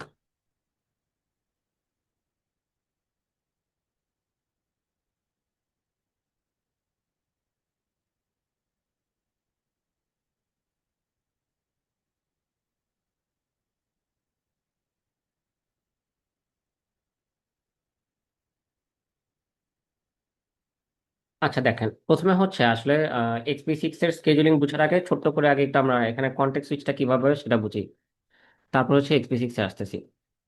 তো একদম শুরুতে দেখেন, এখানে হচ্ছে যে ডান পাশের অংশটাতে কন্টেক্সট সুইচ, এখানে হচ্ছে আপনারা যখন একটা ইউজার থ্রেড বা একটা ইউজার প্রোগ্রাম বা ইউজার কমান্ড হচ্ছে রান হয়, তখন হচ্ছে ধরেন কিছু দূর রান হওয়ার পরে এই জিনিসটা যখন হচ্ছে কোনো সিস্টেম কল করে, তখন হচ্ছে আমাদের মোডটা ইউজার মোড থেকে সুইচ হয়ে কার্নেল মোডে চলে যায়। তো আমরা দেখাচ্ছি এই পাশে এতটুকু জায়গা হচ্ছে কার্নেল মোডের অংশ, আর বাকি এই পাশে বাম পাশের অংশগুলো হচ্ছে ইউজার মোডের অংশ। তাহলে প্রসেসটা যখন হচ্ছে কোনো সিস্টেম কল করে তখন হচ্ছে একটা ট্র্যাপ ফাংশন কল হয়। সেই ট্র্যাপ ফাংশনটা হচ্ছে ইউজার মোড থেকে কার্নেল মোডে হচ্ছে সুইচ করে নিয়ে যায়। তারপর যে সিস্টেম কলটা কল করা হয়েছিল সেই করেসপন্ডিং কলটা হচ্ছে রান হয়। রান হওয়ার পরে এস রেট নামে একটা ফাংশন আছে, ও করে কি যে আপনার কার্নেল থেকে আবার ইউজার স্পেসে নিজেকে ব্যাক করে নিয়ে আসে। এরপর হচ্ছে ইউজার প্রসেস বা ইউজার কমান্ডটা আবার পুনরায় চলতে থাকে। এভাবে হচ্ছে ফ্লোটা চলে। বুঝতে পারছেন? আর আমরা যদি স্কেজুলিং নিয়ে চিন্তা করি, তাহলে হচ্ছে এটা হচ্ছে আমাদের স্কেজুলার থ্রেড, এটা হচ্ছে আমাদের স্কেজুলার থ্রেড। আর এই পাশে দেখানো হয়েছে এক একটা process thread, thread X, thread Y, এরা হচ্ছে প্রসেস থ্রেড। তাহলে এখানে যে ঘটনা ঘটে যে স্কেজুলার থ্রেড একটা হচ্ছে প্রসেসকে চুজ করে, বা স্কেজুলিং অ্যালগোরিদম হচ্ছে একটা প্রসেসকে চুজ করে, চুজ করার পর সে হচ্ছে ইউজার স্পেসে রিটার্ন করে। স্কেজুলিং হচ্ছে কার্নেলের অংশ, স্কেজুলার থ্রেড হচ্ছে কার্নেল স্পেসের অংশ। তাহলে সে হচ্ছে একটা প্রসেসকে চুজ করার পর ইউজার স্পেসে রিটার্ন করে, তখন হচ্ছে প্রসেসটা রান হয়। তাহলে একটা নির্দিষ্ট সময় পর্যন্ত রান হওয়ার পরে টাইমার ইন্টারাপ্ট আসে, মানে হচ্ছে ওর সময় শেষ। একটা টাইমার ইন্টারাপ্ট আসে, টাইমার ইন্টারাপ্ট আসার পরে পুনরায় হচ্ছে স্কেজুলিং অ্যালগোরিদমটা অ্যাক্টিভ হয় কার্নেল স্পেসে এসে। তখন হচ্ছে সে অন্য আরেকটা প্রসেসকে চুজ করে। ধরেন হচ্ছে সে এবার প্রসেস ওয়াই কে চুজ করলো, তখন হচ্ছে প্রসেস ওয়াই কে রান করার সুযোগ দেয়। প্রসেস ওয়াইটা আবার কিছু সময় ধরে রান করে, তারপর হচ্ছে আবার একটা টাইমার ইন্টারাপ্ট আসে। প্রত্যেক প্রসেসের জন্য একটা ফিক্স টাইম থাকে যে কিছু সময় রান করবে, এরপর হচ্ছে অন্য একজনকে রান করার সুযোগ দিবে। তাহলে হচ্ছে ওই টাইমার ইন্টারাপ্ট আসার পর পুনরায় হচ্ছে স্কেজুলিং অ্যালগোরিদমটা অ্যাক্টিভ হয়। এরপর আবার ধরেন সে হচ্ছে পুনরায় প্রসেস এক্স কে চুজ করলো, চুজ করার পরে হচ্ছে আবার প্রসেস এক্স পুনরায় রান করার সুযোগ পায়। আবার হচ্ছে যখন ওর টাইম শেষ হয়ে যায় তখন হচ্ছে আবার একটা টাইমার ইন্টারাপ্ট আসে, এরপর হচ্ছে পুনরায় অন্য আরেকটা প্রসেস হচ্ছে চুজ করে স্কেজুলিং অ্যালগোরিদম। এভাবে হচ্ছে জিনিসটা চলতে থাকে। তো XP6 এ যেই স্কেজুলিং অ্যালগোরিদম ইমপ্লিমেন্ট করা সেটা হচ্ছে রাউন্ড রবিন। মানে আপনার কাছে হচ্ছে চিন্তা করেন যে একটা সার্কুলার কিউতে হচ্ছে অনেকগুলো প্রসেস আছে, আপনি হচ্ছে একটার পর একটা প্রসেস হচ্ছে সিরিয়ালি রান করতেছেন, যারা হচ্ছে রান করার যোগ্য এরকম একটা পর একটা প্রসেসকে সিরিয়ালি রান করে যাচ্ছেন। এই জিনিসটা হচ্ছে XP6 এ ইমপ্লিমেন্ট করা। তো এটা কি বুঝছেন, এই ওভারভিউটা? জি স্যার। আচ্ছা, তাহলে হচ্ছে আমরা পরবর্তী অংশে আসি। আর এই যে সুইচ ফাংশনটা এটা কি করে যে আপনার হচ্ছে দুইটা পয়েন্টার নাই, একটা হচ্ছে ওল্ড কনটেক্সটের পয়েন্টার আর একটা হচ্ছে নিউ কনটেক্সটের পয়েন্টার। আপনার হচ্ছে ওল্ড কনটেক্সট মানে হচ্ছে এতক্ষণ যা যা প্রোগ্রেস করছেন সেটাকে হচ্ছে সেভ করে, আর পরবর্তীতে আপনি কোনটা রান করতে চান সেটাকে হচ্ছে লোড করে। ঠিক আছে? Save current registers in old আর লোড ফ্রম নিউ। আর নিউ এখান থেকে হচ্ছে রেজিস্টারে ভ্যালুগুলো লোড করে নেয়। কাইন্ড অফ হচ্ছে এরকম চিন্তা করতে পারেন যে এখানে হচ্ছে ওল্ড একটা পয়েন্টার আছে, এখানে আপনার কিছু রেজিস্টার্স আছে, রেজিস্টার্স, আর এখানে হচ্ছে আরেকটা পয়েন্টার আছে নিউ। তো করে কি রেজিস্টারে যে ভ্যালুগুলো আছে সেই ভ্যালুগুলো হচ্ছে ওল্ড এখানে সেভ করে। সেভ করার পরে হচ্ছে রেজিস্টারটা খালি হয়ে যায়, খালি হওয়ার পর নিউ এইখানে মেমোরিতে যেই ডেটাগুলো রাখা আছে সেগুলোকে হচ্ছে রেজিস্টারে লোড করে। এভাবে হচ্ছে ঘটনাটা ঘটে। এটাকে বলতেছি আমরা হচ্ছে কনটেক্সট সুইচ। তাহলে এবার আসেন হচ্ছে অ্যাকচুয়ালি স্কেজুলিং অ্যালগোরিদমটা কিভাবে কাজ করে, এই ফ্লোটাতে একটু আসি। আচ্ছা, আমরা ধরলাম একটা প্রসেস পি সে হচ্ছে রান করছে, রান করার সময় এতটুকু রান করার পরে একটা হচ্ছে টাইমার ইন্টারাপ্ট আসছে। যখন কোনো ইন্টারাপ্ট আসে তখন হচ্ছে এই ট্র্যাপ ফাংশনটা অ্যাক্টিভ হয়। সে করে কি, ইন্টারাপ্টটাকে এরপর হচ্ছে ডিজেবল করে, ইন্টারাপ্টটাকে ডিজেবল করে এরপর হচ্ছে যেই কারণে আপনার ইন্টারাপ্টটা হয়েছিল সেই কাজটা করে। আপনি যদি কোনো একটা সিস্টেম কল কল করে থাকেন তাহলে সিস্টেম কলের কাজটা করে। যদি টাইমার ইন্টারাপ্ট হয় তাহলে হচ্ছে স্কেজুলিং এর কাজ করে। তাহলে স্কেজুলিং এর ক্ষেত্রে প্রথম যে ফাংশনটা রান হয় সেটা হচ্ছে ইল্ড ফাংশন। SB6 এর প্রথম যে ফাংশনটা রান হয় সেটা হচ্ছে এই যে ইল্ড ফাংশন, এটা হচ্ছে প্রথমে রান হয়। এইখানে দেখেন কি হয়, যে আপনার কারেন্টলি যে প্রসেসটা রান করতেছিল সেই প্রসেসের স্ট্রাকচারটা নেওয়া হয়, মানে প্রসেসে যেসব ইনফরমেশন আছে সেই ইনফরমেশনটা এই প্রক স্ট্রাকচারের ভিতরে নেওয়া হয়। তারপরে কি করা হয় যে আমার প্রসেসের স্টেটটা তো হচ্ছে এতক্ষণ রানিং ছিল, এবার তো এটাকে আমি থামাইছি, তাহলে রানিং থেকে হচ্ছে রানেবল করব। তাহলে রানেবল করার জন্য প্রথমে হচ্ছে আগে লক অ্যাকোয়ার করা হয়। কেন লক অ্যাকোয়ার করা হয় এটা একটু দেখি। যে এই যে আমার হচ্ছে একটা প্রসেসের স্ট্রাকচার আছে, প্রসেসের স্ট্রাকচারে হচ্ছে দেখেন একটা স্পিন লক রাখা থাকে, তারপর হচ্ছে কিছু ইনফরমেশন থাকে, প্রসেসের স্ট্যাট, তারপর হচ্ছে প্রসেসটা কিল করা হয়েছে কিনা, প্রসেসের আইডি, এরকম কিছু ইনফরমেশন থাকে। এই ইনফরমেশন গুলাকে আমরা যদি হচ্ছে অ্যাক্সেস করতে হয় তার পূর্বে হচ্ছে আমার লকটা অ্যাকোয়ার করে নেওয়া লাগে। এই যে এই স্পিন লকটা হচ্ছে এই কয়টা ইনফরমেশনকে প্রোটেক্ট করে, যেন হচ্ছে আহ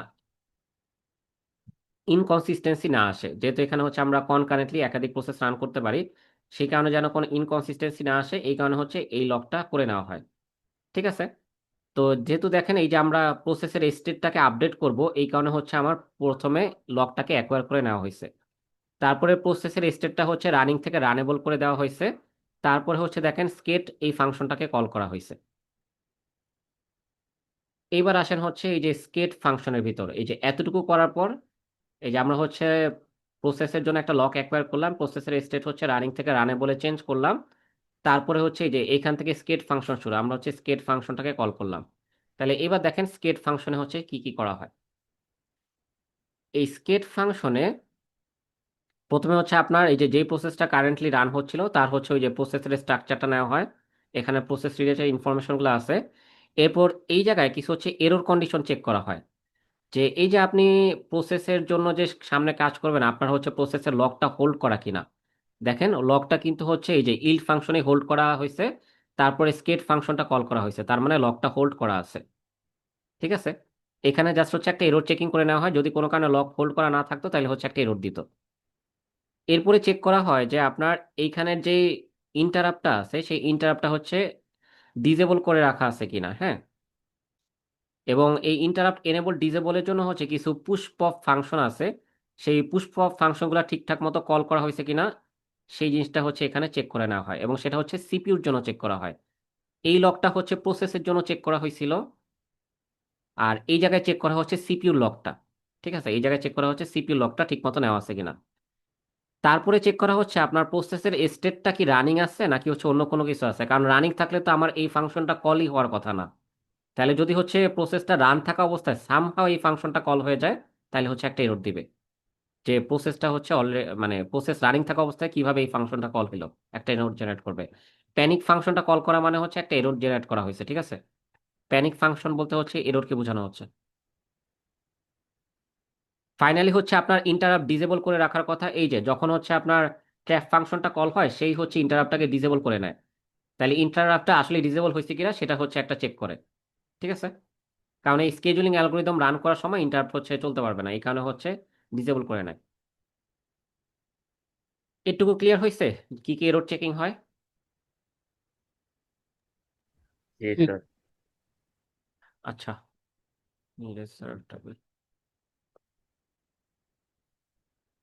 এইসব এরর চেকিং হওয়ার পরে ফাইনালি হচ্ছে ও যেটা করে যে এই যে আপনার ইন্টারাপ্টটাকে যে হচ্ছে ডিসেবল করা আছে সেই স্টেটটা সে হচ্ছে এখানে সেভ করে নেয়। ইন্ট ইএনএ মানে হচ্ছে এই যে এই ভেরিয়েবলটার পুরো নাম হচ্ছে ইন্ট ইএনএ, এটার মিনিং হচ্ছে ইন্টারাপ্ট এনেবল কিনা। ইন্টারাপ্ট এনেবল কিনা সেই স্টেটটাকে হচ্ছে সে ট্র্যাক রাখে। তাহলে সেই স্টেটটাকে হচ্ছে সে সিপিইউর কারেন্ট স্টেটটা হচ্ছে সে সেভ এখানে নিয়ে রাখলো, তারপরে দেখেন হচ্ছে সুইচ ফাংশনটা কল হয়। সুইচ ফাংশনটা কল হওয়ার মাধ্যমে এখানে হচ্ছে একটা কনটেক্সট সুইচ হয়। তাহলে এই যে দেখেন আমার ইউজার থ্রেডের যে ইল্ড ফাংশনটা ছিল এখানে, এই ইল্ড ফাংশন থেকে স্কেট ফাংশনে আসলো, তারপরে এখান থেকে কনটেক্সট সুইচ হয়ে স্কেজুলার থ্রেড হচ্ছে এবার রান করা শুরু করে। তাহলে দেখেন এই চিত্রটা আমি যদি ক্লিয়ার করে সরাই,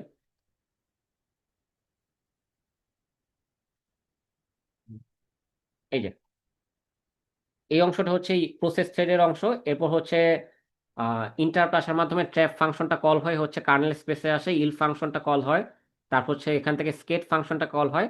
এরপর কনটেক্সট সুইচের মাধ্যমে হচ্ছে এই স্কেজুলার থ্রেডের কাছে চলে আসে। এই যে এখানে স্কেচ ফাংশন থেকে যে কনটেক্সট সুইচটা হইলো, সেই কনটেক্সট সুইচটার মাধ্যমে হচ্ছে স্কেট ফাংশনের কাছ থেকে স্কেজুলার থ্রেডের কাছে চলে আসে, গোস টু স্কেজুলার থ্রেড।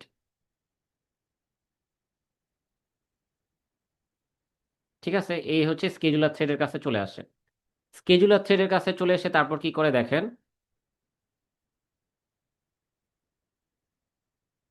স্কেজুলার থ্রেডের কাছে হচ্ছে চলে এসে এই যে এই কাজটা করে। দেখেন এই যে সিপিইউর হচ্ছে যে প্রসেসটা ছিল কারেন্টলি, ওই প্রসেসটাকে হচ্ছে নাল করে দেয়। সিপিইউর এই প্রসেসটাকে হচ্ছে নাল করে দেয়, এইখান থেকে রান করা শুরু করে। ঠিক আছে, স্কেট থেকে হচ্ছে সরাসরি এই জায়গায় আসে। কিভাবে এই জায়গায় আসে এটা সামনে বলতেছি, মানে এই মাঝখান থেকে কেন শুরু হয় সেটা বলতেছি।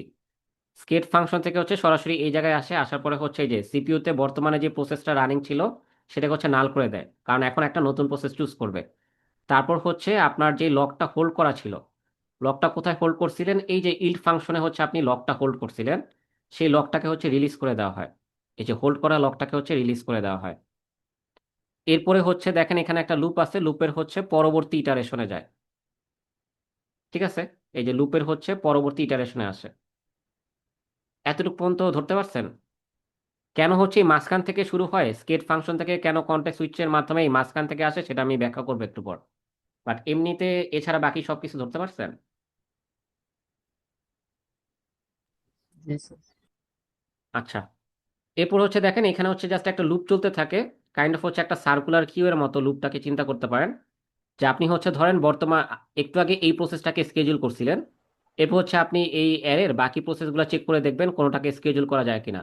ধরেন এই প্রসেসটা রেডি না, এটাকে আপনি স্কেজুল করতে পারলেন না, এটা রেডি না, এটাকে স্কেজুল করতে পারলেন না, বাট এটা হচ্ছে রেডি, তাহলে এটাকে হচ্ছে আপনি পরবর্তীতে স্কেজুল করবেন।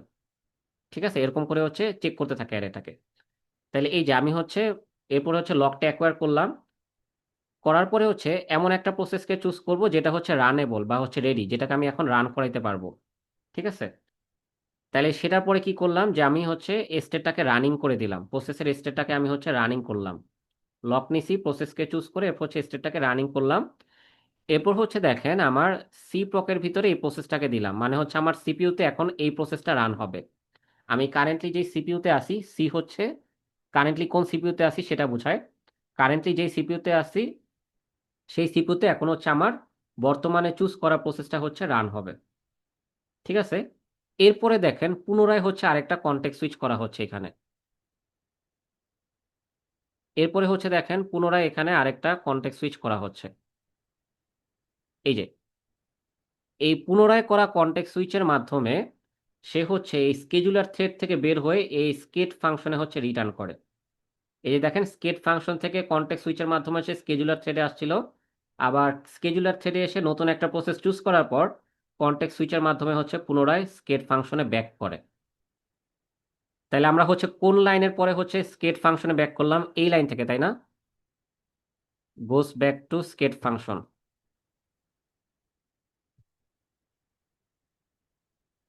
বুঝা গেছে এই কনটেক্সট সুইচের মাধ্যমে যে এক জায়গা থেকে আরেক জায়গায় চলে যাচ্ছে। জি স্যার। আচ্ছা, তো এর কারণে হচ্ছে পরবর্তী যখন আবার স্কেট ফাংশন থেকে কনটেক্সট সুইচের মাধ্যমে স্কেজুলার ফাংশনে আসে, তখন হচ্ছে দেখেন ঠিক তার পরের লাইন থেকে এক্সিকিউট হওয়া শুরু করে। তার মানে আগে হচ্ছে এতটুকু প্রোগ্রেস হয়েছে, এরপর আবার স্কেট ফাংশন থেকে যখন পুনরায় কনটেক্সট সুইচ করে আসবে তখন হচ্ছে আগের প্রোগ্রেস হওয়ার পরবর্তী লাইন থেকে শুরু করে। এই হচ্ছে ব্যাখ্যা। বুঝা গেছে?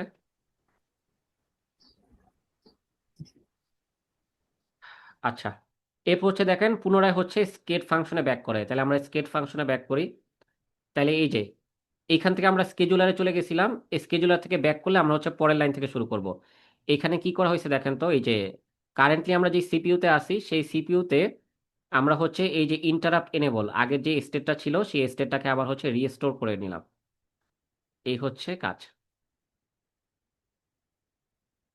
বুঝতে পারছেন? এরপর হচ্ছে স্কেট ফাংশন থেকে রিটার্ন করে, স্কেট ফাংশন থেকে রিটার্ন করে কই যাবে, ইল ফাংশনের কাছে, এই যে এখান থেকে স্কেট ফাংশন কল হয়েছিল, ইল ফাংশনের কাছে যে এই লকটাকে হচ্ছে রিলিজ করে দেয়। এই যে এইখানে হচ্ছে লকটাকে রিলিজ করে দেয়। এটা তাহলে কোন লক? এই যে আপনি একটা প্রসেসকে চুজ করার সময় যে লকটা অ্যাকোয়ার করছিলেন সেই লকটা হচ্ছে এই ইল ফাংশনে এসে হচ্ছে রিলিজ হয়। রিলিজ হওয়ার পরে পুনরায় হচ্ছে ইউজার স্পেসে রিটার্ন করে, তখন প্রসেসটা আবার চলতে থাকে। তাহলে এইভাবে হচ্ছে এক্সপি6 এর স্কেজুলিং ফাংশন বা স্কেজুলিং অ্যালগোরিদম গুলা কাজ করে।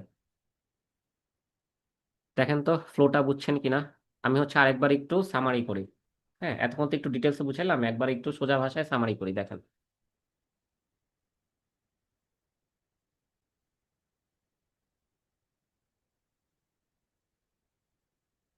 আমরা হচ্ছে এখন একদম ইউজার প্রসেস রানিং আছে এই অবস্থায় চিন্তা করলাম। এবার ধরেন হচ্ছে আমরা একটু স্কেজুলারের রেসপেক্টে যদি চিন্তা করি, তাহলে দেখেন বিষয়টা এরকম যে এই জায়গা থেকে হচ্ছে আমার স্কেজুলার অ্যালগোরিদম চলা শুরু করে। হ্যাঁ, এই যে এই জায়গা থেকে আমার স্কেজুলার অ্যালগোরিদম চলা শুরু করে। তাহলে স্কেজুলার অ্যালগোরিদম হচ্ছে একটা প্রসেসকে চুজ করলো যেটা হচ্ছে রানেবল, মানে যেটাকে রান করা যাবে। তাহলে সেই প্রসেসটা সে হচ্ছে স্টেটটা চেঞ্জ করে রানিং করে দিল, এবং হচ্ছে কোন সিপিইউতে, মানে বর্তমানে যেই সিপিইউতে হচ্ছে প্রসেসটাকে রান করাবে সেই সিপিইউ এর ভিতর হচ্ছে প্রসেসটার ইনফরমেশন দিয়ে দিল। আচ্ছা, আমরা একটু 1 মিনিট ওয়েট করি, আজানটা শেষ হোক।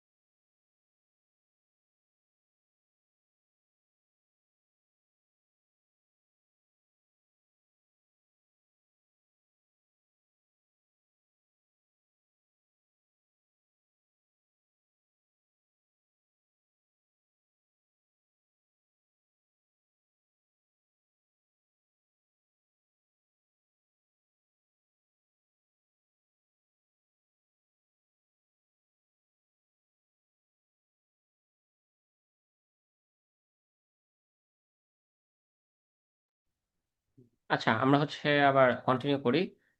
তাহলে যেটা বলতেছিলাম হচ্ছে এই জায়গা থেকে হচ্ছে স্কেজুলার অ্যালগোরিদম রান করা শুরু করে। তাহলে সে হচ্ছে এমন একটা প্রসেসকে চুজ করে যেটা হচ্ছে রানেবল বা রেডি অবস্থায় আছে। তাহলে সে হচ্ছে প্রসেসটা স্টেট এরপর হচ্ছে রানিং করে দেয়, এবং হচ্ছে যেই সিপিইউতে প্রসেসটাকে রান করবে সেই সিপিইউর ভিতরে প্রসেসটার ইনফরমেশনটাকে দিয়ে দেয়। তারপরে হচ্ছে কনটেক্সট সুইচ কল করে। কনটেক্সট সুইচ কল করার মাধ্যমে এই যে স্কেজুলার অ্যালগোরিদম এতটুকু কাজ করলো, এতটুকু কাজের ইনফরমেশনগুলো সেভ করে রাখে। আর যেই প্রসেসটাকে রান করবে সেই প্রসেসে ইনফরমেশনটাকে লোড করে। লোড করে সে হচ্ছে ব্যাক করে কার কাছে, এই স্কেট ফাংশনের কাছে। স্কেট ফাংশনের ভিতর দিয়ে যে এরপর হচ্ছে যেই সিপিইউতে এখন প্রসেসটা রান করবে তার ইন্টারাপ্টের যে হচ্ছে আগের স্টেটটা ছিল সেই আগের স্টেটটা হচ্ছে রিস্টোর করে, তারপর এই যে স্কেজুলিং অ্যালগোরিদমের ভিতরে যেই লকটাকে হোল্ড করা হয়েছিল সেই লকটাকে হচ্ছে রিলিজ করে দেয়। রিলিজ করে দেওয়ার পর স্কেট ফাংশন থেকে হচ্ছে ইল ফাংশনে ব্যাক করে। ইল ফাংশনে হচ্ছে ইল ফাংশনে ব্যাক করার পর হচ্ছে লকটাকে রিলিজ করে দেয়। তারপর হচ্ছে কার্নেল স্পেস থেকে ইউজার স্পেসে রিটার্ন করে, এই ইউজার স্পেসে রিটার্ন করার সময় ইন্টারাপ্টটাকে হচ্ছে আবার এনেবল করে দেয়। কারণ হচ্ছে যখন এই যে টাইমার ইন্টারাপ্ট হওয়ার পরে যখন হচ্ছে ইউজার স্পেস থেকে কার্নেল স্পেসে আসছিল তখন ইন্টারাপ্টটাকে ডিসেবল করে নিছিল, সেটাকে হচ্ছে এখানে এনেবল করে দেয়। এরপর হচ্ছে যে প্রসেসটাকে হচ্ছে চুজ করা হয়েছে সেটা রান করতে থাকে যতক্ষণ না আবার একটা টাইমার ইন্টারাপ্ট আসে। আবার একটা টাইমার ইন্টারাপ্ট আসলে এখানে হচ্ছে এই ট্র্যাক ফাংশনটা রান হয়, রান হওয়ার পরে ইল ফাংশনের কাছে যায়, সেখানে যে হচ্ছে বাকি কাজগুলো আবার রিপিট হইতে থাকে। যে প্রসেসটার স্টেটটাকে হচ্ছে রানিং থেকে রানেবল করে দেওয়া হয়, সিপিইউর স্টেটটাকে সেভ করে রাখা হয়, এরপর হচ্ছে আবার কনটেক্সট সুইচের মাধ্যমে স্কেজুলার থ্রেডের কাছে যাওয়া হয়। তখন স্কেজুলার থ্রেড হচ্ছে আবার পুনরায় অন্য একটা প্রসেসকে চুজ করে। এই হচ্ছে পুরো ফ্লোটা। আর দেখেন এই স্কেজুলার ফাংশনে একটা হচ্ছে ইনফাইনাইট লুপ চলে, তার মানে হচ্ছে স্কেজুলার ফাংশনটা হচ্ছে সব সময় এইভাবে চলতে থাকে আর কি। আর এই যে ইনার লুপ কতক্ষণ চলবে, যতক্ষণ না আপনি পুরো অ্যারেটাকে একবার ট্রাভার্স করেন। পুরো অ্যারেটা একবার ট্রাভার্স করা হয়ে গেলে এরপর দেখেন হচ্ছে এখানে ইন্টারাপ্টটাকে অন করে দেওয়া হয়েছে। এটার কারণ কি, যে হইতে পারে আপনার হচ্ছে কোনো প্রসেসই রান হওয়ার জন্য রেডি না, মানে রানেবল স্টেটে নাই, সবাই হচ্ছে কোনো না কোনো কিছু নিয়ে হচ্ছে ব্যস্ত। হ্যাঁ, সবাই হয়তো ব্লক স্টেটে বা স্লিপিং স্টেটে অথবা হচ্ছে আনইউজড অবস্থায় আছে, এখানে রান করার মতো কোনো প্রসেস নাই। তাইলে যারা হচ্ছে স্লিপিং স্টেটে আছে তারা হচ্ছে হয়তো কোনো একটা ইনপুট নিছিল, মানে ইনপুটের জন্য ওয়েট করে আছে, সেই ইনপুটটা পাওয়ার পরে তারা হচ্ছে আবার অ্যাক্টিভ হবে। তাইলে তারা যেন হচ্ছে অ্যাক্টিভ হইতে পারে সেই কারণে হচ্ছে এখানে ইন্টারাপ্টটা এনেবল করে দেওয়া হয়। কারণ আমরা জানি কি স্কেজুলার থ্রেড যখন রান করে তখন কিন্তু ইন্টারাপ্টটা ডিসেবল করা থাকে। এই কারণে হচ্ছে আপনি পুরো অ্যারেটাকে একবার ট্রাভার্স করে ফেলার পরে ইন্টারাপ্টটাকে অন করে দেওয়া হয়। তার কারণ কি, যে হইতে পারে আপনি কোনো প্রসেসকে স্কেজুল করতে পারেন নাই, কয়েকটা হয়তো স্লিপিং স্টেটে আছে, তাইলে তারা যেন স্লিপিং স্টেট থেকে ব্যাক করতে পারে এই কারণে হচ্ছে ইন্টারাপ্টটাকে এনেবল করে দেওয়া হয়। ক্লিয়ার হয়েছে পুরো ফাংশনটা? স্যার ফাউন্ডের কাজটা কি? ফাউন্ডের কাজটা হচ্ছে আপনি স্কেজুল করার জন্য একটা প্রসেসকে খুঁজে পাইছেন, এটাই, আর কোনো কাজ নাই। যদি হচ্ছে দেখেন একদম আপনি পুরো অ্যারেটা ট্রাভার্স করছেন কিন্তু হচ্ছে কোনো প্রসেসই খুঁজে পান নাই, তাইলে হচ্ছে তখন ইন্টারাপ্টটাকে এনেবল করে দেয়। এই যে nothing to run, stop running this core until an interrupt. ঠিক আছে, এই প্রসেসরে রান করার মতো কোনো প্রসেস নাই, এই প্রসেসটাকে একবার একটু থামায় রাখো, ইন্টারাপ্টটাকে অন করে দিয়ে। বুঝতে পারছি। আচ্ছা, এটা হচ্ছে আপনারা আরেকবার একটু ঠান্ডা মাথায় দেখেন। হ্যাঁ, শুরুর দিকে এটা আসলে কঠিন লাগে, আমি যখন স্টুডেন্ট লাইফে এটা শিখছি শুরুর দিকে হচ্ছে আমার অনেক কঠিন লাগতো, এবং হচ্ছে আপনাদের আজকের ক্লাস নেওয়ার জন্য আমি হচ্ছে আবার জিনিসগুলোকে ঘাটছি, ঘেটে হচ্ছে সব ডিটেলস নোট ডাউন করছি, নোট ডাউন করার পরে হচ্ছে আপনাদের ক্লাসটা নিতেছি, নাহলে আসলে এগুলা এত কিছু ব্যাখ্যা করা যেত না। আচ্ছা, আমি হচ্ছে আপনাদের এই জিনিসগুলো নোট ডাউন করার জন্য হচ্ছে এই যে ইউটিউবের এই টিউটোরিয়ালটার হেল্প নিছি, XP6 টিউটোরিয়াল বাই হচ্ছে HHP3, এই নামে হচ্ছে একটা পেজ আছে, ওইখানে হচ্ছে টিউটোরিয়াল গুলো আছে। হ্যাঁ, কারো যদি কখনো ইন্টারেস্ট হয় এখান থেকে চাইলে দেখতে পারেন, বাট অ্যাসাইনমেন্ট করার জন্য এখান থেকে আর কিছু দেখা লাগবে না, যা যা লাগবে আমি দেখাই দিচ্ছি। আর এই ফাংশনগুলো কোথায় লেখা আছে, এই ফাংশনগুলো হচ্ছে কার্নেলের proc.c এর ভিতরে লেখা আছে। ফাংশনগুলো কই আছে আমি একটু দেখাই দিই। এই ফাংশনগুলো এক্সপ্লেইন করলাম।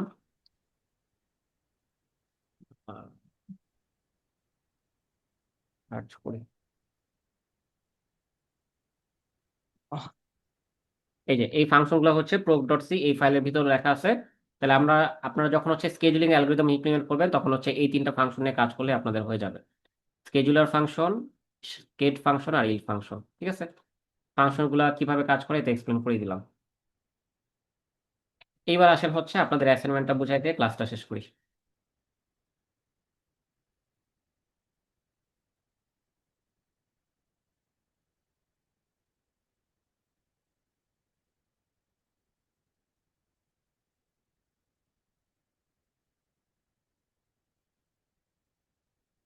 XP6 কি বেশি কঠিন লাগতেছে আপনাদের,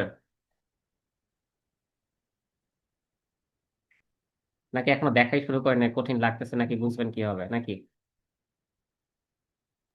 কঠিন তো আছে স্যার। হ্যাঁ, একটু কয়েকবার কঠিন দেখলে আর কি আছে। একটু ক্লিয়ার হবে ভালো মতো। হ্যাঁ, আর এটা দেখানোর আরেকটা উদ্দেশ্য কি যে আপনারা একটা অপারেটিং সিস্টেমের ল্যাব করতেছেন, বাট কখনো একটা অপারেটিং সিস্টেমের কোড বেস কেমন হয় দেখেনি নাই। এই জিনিসটা আসলে একটু আনএক্সেপ্টেবল। এই কারণে হচ্ছে আপনাদের যতটুকু টাইম আছে এর মধ্যে আমি একটু দেখানোর চেষ্টা করলাম। আর আরেকটা ব্যাপার হচ্ছে আপনারা পরবর্তীতে যখন হচ্ছে জবে ঢুকবেন তখন এরকম আপনাদের একটা কোড বেস নিয়ে কাজ করা লাগবে। তো প্রথমে হচ্ছে ওই কোড বেসটা আপনাদেরকে দিবে, কোড বেসটাকে এক্সপ্লোর করতে বলবে, কিভাবে কি কাজ করে এই জিনিসগুলো আইডেন্টিফাই করতে বলবে। তো তখন আসলে আপনাদের নিজেদেরই দেখে দেখে এক্সপ্লোর করা লাগবে। হ্যাঁ, হয়তো আপনাদের ওইখানে যারা কলিগ আছে বা আপনার টিম লিডে যে আছে সে হয়তো কিছুটা হেল্প করবে, বাট মোস্ট অফ দ্য জিনিস হচ্ছে আসলে আপনারই দেখে দেখে বোঝা লাগবে। এবং আপনি যখন হচ্ছে তাদেরকে রিপোর্ট দিবেন যে হ্যাঁ আপনি হচ্ছে জিনিসগুলো বুঝছেন, তখন হচ্ছে তারা আপনাদের কিছু ফিচার্স ইমপ্লিমেন্ট করতে দিবে যে আপনি হচ্ছে কি বুঝছেন সেই জিনিসটা তারা যেন বুঝতে পারে। ওগুলা দেখার জন্য আপনাদের কিছু বলবে যে ফিচার ইমপ্লিমেন্ট করতে, তখন হচ্ছে আপনারা ফিচারগুলো ইমপ্লিমেন্ট করে দেখাবেন। সব ঠিকঠাক থাকলে তারপর হচ্ছে আপনাকে আসলে একটা প্রজেক্টে অ্যাসাইন করবে। মানে আপনি একটা কোম্পানিতে জয়েন করছেন, ডিরেক্টলি আপনাকে একটা প্রজেক্টে দিয়ে দিচ্ছে এরকম হয় না। আপনার হচ্ছে কয়েক সপ্তাহ এরকম হচ্ছে একটু শিখানো হয় কাজ। তো ওই শিখাটা আসলে আপনাদের নিজেরই শিখা লাগবে। হ্যাঁ, আপনারা জাস্ট কলিগের থেকে টুকটাক হেল্প পাবেন, বাট কেউ যে একদম ধরে ধরে শিখাই দিবে এরকম আসলে হয় না। তো ওইটারই একটু ফ্লেভার দেওয়ার জন্য আসলে হচ্ছে আপনাদের এই জিনিসটা কাজে দিবে আর কি, যে একটা কোড বেস কিভাবে হচ্ছে বুঝতে হয়, সেখানে কিভাবে নতুন একটা ফিচার বা ফাংশনালিটি অ্যাড করতে হয় সেগুলোর একটা এক্সপিরিয়েন্স পাইলেন। আচ্ছা দেখেন, আপনাদের হচ্ছে অ্যাসাইনমেন্টটা স্কেজুলিং অ্যান্ড সিস্টেম কলসের উপর। অ্যাসাইনমেন্টটা কোন সোর্স থেকে নেওয়া হয়েছে সেটা হচ্ছে আমি দিয়ে দিছি, এই সোর্স থেকে হচ্ছে নেওয়া হয়েছে। এই যে এই গিটহাব লিঙ্কটা থেকে নেওয়া হয়েছে, আমি সোর্স সহ দিয়ে দিছি অ্যাকনলেজমেন্ট। মানে এইটা আর কি আমি পুরোপুরি বানাই নাই, এই কারণে হচ্ছে আমি সোর্স সহ দিয়ে দিছি। আচ্ছা এখানে দেখেন আমরা হচ্ছে লটারি স্কেজুলিং নামে হচ্ছে একটা স্কেজুলিং অ্যালগোরিদম ইমপ্লিমেন্ট করব। হ্যাঁ, XB6 এ হচ্ছে রাউন্ড রবিন অ্যালগোরিদম ফলো করা হয়, আমরা এখানে হচ্ছে লটারি স্কেজুলিং অ্যালগোরিদমটা হচ্ছে ইমপ্লিমেন্ট করব। তো এখানের আইডিয়াটা কি? আইডিয়াটা হলো যে প্রত্যেক প্রসেসকে একটা ফিক্স নাম্বার টিকেট দেওয়া হবে। মানে ধরেন হচ্ছে আপনি একটা প্রসেস, আপনাকে আমি হচ্ছে কিছু টিকেট দিয়ে দিলাম যে আপনি হচ্ছে এতবার রান করার সুযোগ পাবেন। হ্যাঁ, এবং প্রত্যেকটা সুযোগের সময় আপনার কিছু মানে প্রত্যেকটা সুযোগ পাওয়ার পরে আপনি কিছু সময় ধরে রান করতে পারবেন, এরকম হচ্ছে আপনি কয়েকটা সুযোগ পাবেন। তো অতগুলা টিকিট হচ্ছে আপনাকে দিয়ে দিলাম। টিকিটটা জাস্ট হচ্ছে একটা ইন্টিজার নাম্বার। তাহলে এরকম হচ্ছে প্রত্যেকটা প্রসেসের কাছে টিকিট থাকবে না। তাহলে এখন হচ্ছে কোন প্রসেসটাকে আপনি চুজ করবেন সেটা হচ্ছে একটা সম্ভাবনার ভিত্তিতে আপনার বের করতে হবে। ধরেন হচ্ছে সম্ভাবনার ফর্মুলাটা কি, আপনার কাছে হচ্ছে কারেন্টলি আইতম প্রসেসটা রান করতেছে, মানে আইতম প্রসেসের জন্য আপনি হচ্ছে সম্ভাবনা বের করবেন। তাহলে আইতম প্রসেসের যেই টিকেটের সংখ্যা সেটাকে হচ্ছে আপনি সব প্রসেসের টিকেটের সংখ্যা দ্বারা ভাগ করলে যেই রেজাল্টটা পাবেন সেটাই হচ্ছে ওর সম্ভাবনা, মানে ওইটাকে চুজ করার সম্ভাবনা। মানে একটা লটারি সিস্টেম, বুঝতে পারছেন? আপনার কাছে আমি 5টা টিকিট দিলাম, আরেকজনের কাছে আমি 15টা টিকিট দিলাম। তাহলে আমি যখন বক্স থেকে একটা কাগজ তুলবো, যে 15টা টিকিট পাইছে তার লটারি জেতার সম্ভাবনা বেশি না? আমরা যে নর্মালি লটারি করি, জি স্যার। হ্যাঁ ওইটার মতো আর কি। তাহলে যার হচ্ছে টিকিট সংখ্যা বেশি সেই প্রসেসটা হচ্ছে চুজ হওয়ার সম্ভাবনাটাও বেশি থাকবে এখানে। বুঝতে পারছেন? আচ্ছা এখন হচ্ছে এই লটারিটা আপনি আসলে কিভাবে ইমপ্লিমেন্ট করবেন, এখানে জাস্ট হচ্ছে ফর্মুলা দেওয়া আছে, কিন্তু ইমপ্লিমেন্টেশনটা হবে কি, you will basically sample P I based on the probability distribution derive from the ticket counts. এটা আমি একটু বুঝাই দিই কিভাবে হচ্ছে এটা ইমপ্লিমেন্ট করবেন।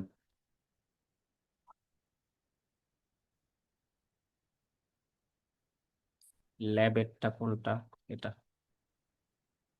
স্যার কোন প্রসেস কয়টা টিকিট পাবে এটা কিভাবে আছে না? এটা হচ্ছে আপনার ওই যে আমি বলে দিব সামনে। হ্যাঁ, এটা হচ্ছে ফিক্স নাম্বার, আপনি হচ্ছে ইনিশিয়ালি ধরেন 2টা বা 3টা বা একটা যে কোনো একটা কিছু দিয়ে নিতে পারেন। এটা আমি দেখাচ্ছি সামনে। মানে যখনই একটা নতুন প্রসেস আসবে তখনই হচ্ছে ওই ফিক্স নাম্বার অফ টিকিট তো ওইটাই দিয়ে দিবেন আর কি।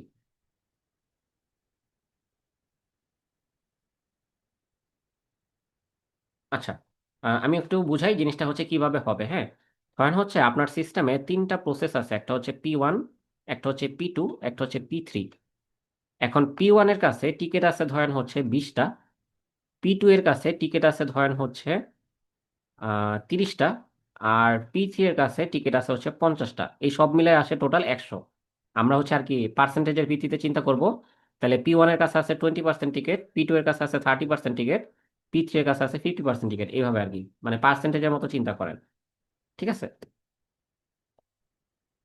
আচ্ছা, তাহলে এখন আপনি করবেন কি, যে আপনি একটা ভেরিয়েবল নেবেন, যে ধরেন হচ্ছে ইন্ট নাম, এই নামে একটা ভেরিয়েবল নেবেন, এবং এই ভেরিয়েবলের ভ্যালুটা আসবে হচ্ছে আপনার একটা random function, random number generation function থেকে। র্যান্ড ফাংশনটার কাজ কি, যে একটা র্যান্ডম নাম্বার জেনারেট করে দেয়। তাহলে এখানে হচ্ছে আপনি রেঞ্জ দিবেন কি, রেঞ্জ দিবেন হচ্ছে 1 থেকে 100-র ভিতর একটা র্যান্ডম নাম্বার জেনারেট করে দেবে। ঠিক আছে? তাহলে এখন আপনার জেনারেট করা র্যান্ডম নাম্বারটা যদি হচ্ছে 1 থেকে 20-এর ভিতরে পড়ে, তাহলে আপনি হচ্ছে P1 প্রসেসকে রান করাবেন। বুঝতে পারছেন? আপনার জেনারেট করা র্যান্ডম নাম্বারটা যদি হচ্ছে 21 থেকে 50-এর ভিতর পড়ে, মানে হচ্ছে পরবর্তী 30 সংখ্যা, তাহলে হচ্ছে আপনি P2 প্রসেসকে রান করাবেন। আপনার জেনারেট করা র্যান্ডম নাম্বার যদি 51 থেকে 100-র ভিতর পড়ে, মানে পরবর্তী 50টা সংখ্যা, তাহলে হচ্ছে আপনি P3 প্রসেসকে রান করাবেন।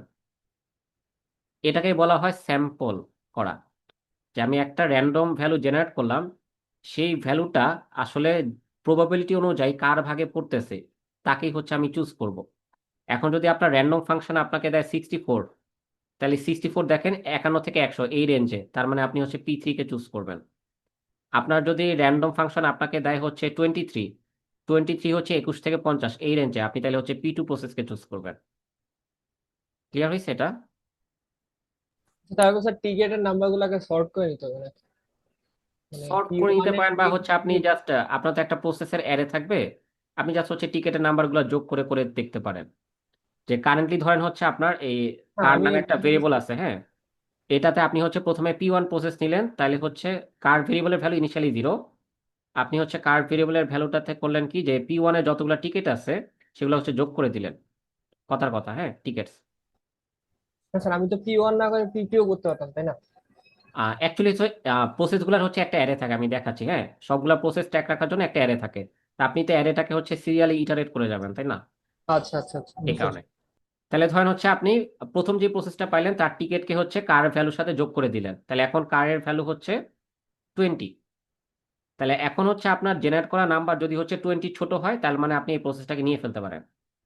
কিন্তু যদি 20 ছোট না হয়, তাহলে হচ্ছে আপনি নেক্সট ইটারেশনে এসে কারের ভ্যালু হচ্ছে পরবর্তী প্রসেসের সাথে হচ্ছে যোগ করে দিবেন, পরবর্তী প্রসেসের টিকেটের সাথে যোগ করে দিবেন। তাহলে এখন হচ্ছে আপনার কার্ড ভেরিয়েবলটার ভ্যালু হয়ে যাবে 50। তাহলে এখন যদি আপনি দেখেন যে আপনার জেনারেট করা র্যান্ডম নাম্বার হচ্ছে 50-এর ছোট, তার মানে হচ্ছে আপনি এই প্রসেসটাকে নিয়ে ফেলতে পারেন, এইভাবে আর কি। ঠিক আছে? এটারও আইডিয়া হচ্ছে আপনারা একটু ইন্টারনেট থেকেও নিতে পারবেন, কিভাবে হচ্ছে এরকম স্যাম্পলিং করা হয়, আমি একটু দেওয়ার চেষ্টা করলাম আইডিয়া। আচ্ছা, আসেন তো এর এর ভিত্তিতে আপনি হচ্ছে প্রসেসটাকে নিবেন এখন। আহ, এখানে হচ্ছে দেখেন এরপরে যেটা বলা আছে, যে once the ticket counts of all runnable processes become 0, original ticket counts of all processes will be reinstated. হ্যাঁ, তার মানে হচ্ছে আপনার এই যে একটা প্রসেস যখন রান হবে, সে তো তার একটা টিকিট খরচ করে ফেলতেছে, তাই না? ওর টিকিট কাউন্ট এক কমাই দিবেন। তাহলে এরকম কমাইতে কমাইতে যখন একটা প্রসেসের টিকিট কাউন্ট 0 হয়ে যাবে, সেটা তার রান করার সুযোগ পাবে না। তো একটা সময় হইতে পারে না সবগুলা প্রসেসেরই টিকিট কাউন্ট শূন্য হয়ে গেছে। তাহলে এই অবস্থায় করবেন কি, যে প্রত্যেকটা প্রসেসের টিকিট কাউন্ট শুরুতে যা ছিল তততে হচ্ছে আবার আপডেট করে দিবেন। তার মানে আপনার এখানে দুইটা ভেরিয়েবল রাখতে হবে। একটা ভেরিয়েবল কি, যে কারেন্ট টিকিট কয়টা আছে সেটা ট্র্যাক রাখবে, আর আরেকটা ভেরিয়েবল কি, অরিজিনালি কয়টা টিকিট ছিল সেইটা ট্র্যাক রাখবে। তাহলে আপনারা অলওয়েজ হচ্ছে আপডেট করবেন কি, কারেন্ট টিকিটকে। কারেন্ট টিকিট যখন 0 হয়ে যাবে, তখন আবার অরিজিনাল টিকিটের ভ্যালু দিয়ে কারেন্ট টিকিটের ভ্যালুটাকে আপডেট করে দিবেন। আর একটা প্রসেস যখন একবার রান করতেছেন, কারেন্ট টিকিটের ভ্যালু হচ্ছে এক এক করে কমাই দিবেন।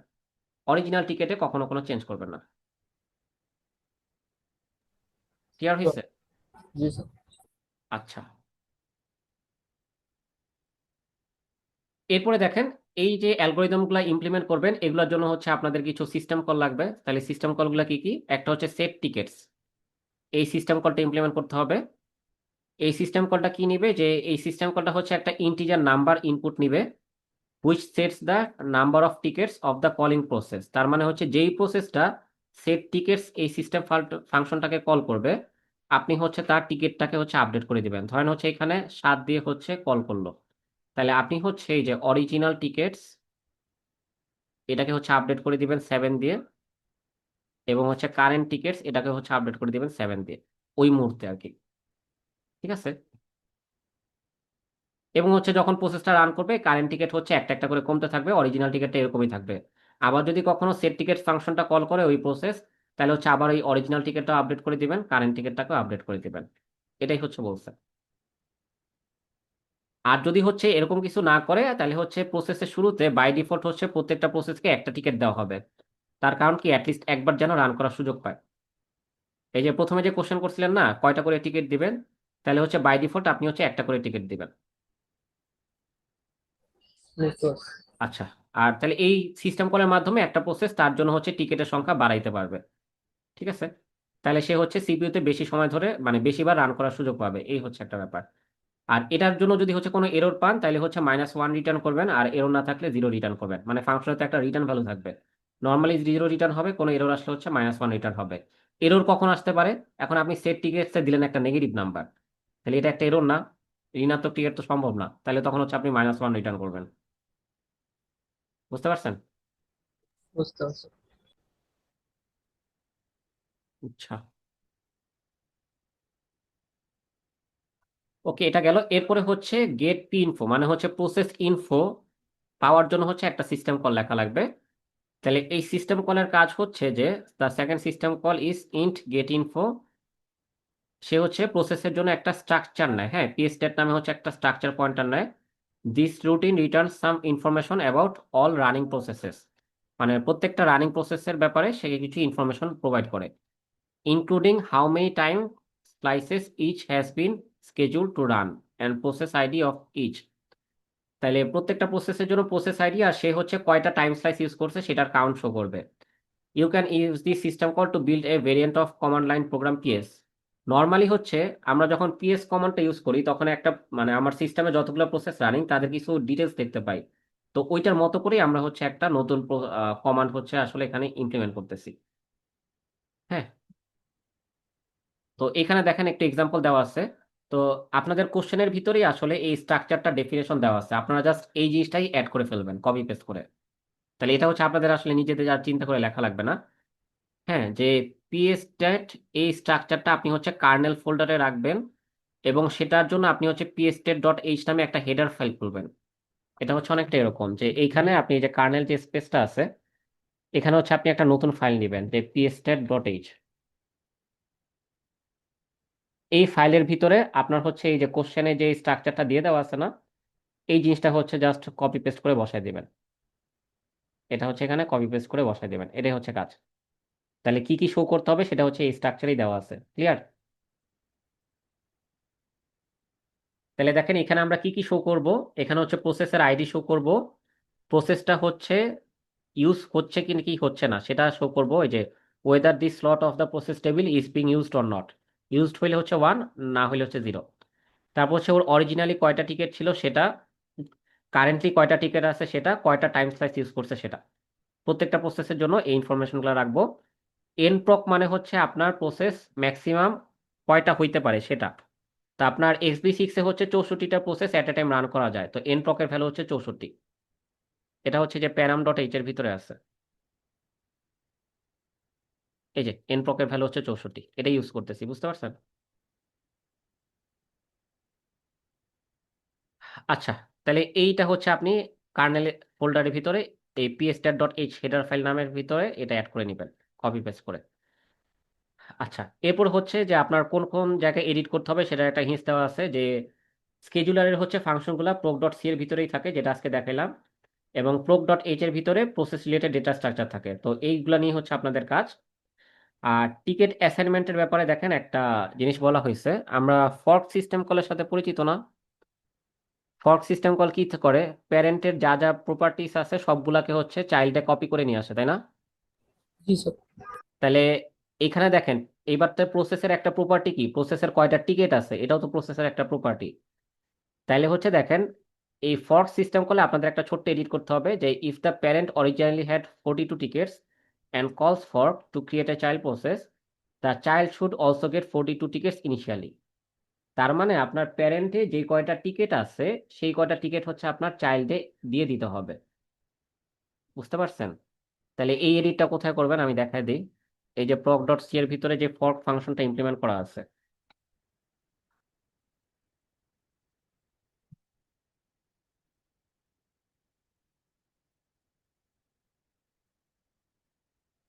এই যে ফর ফাংশন ইমপ্লিমেন্ট করা, এইখানে দেখেন এইখানে হচ্ছে একটা লাইন অ্যাড করে আপনি হচ্ছে এই যে এখানে কি করতেছে, চাইল্ড প্রসেসের মেমোরি সাইজে হচ্ছে প্যারেন্ট প্রসেসের মেমোরি সাইজ বসায় দিতেছে।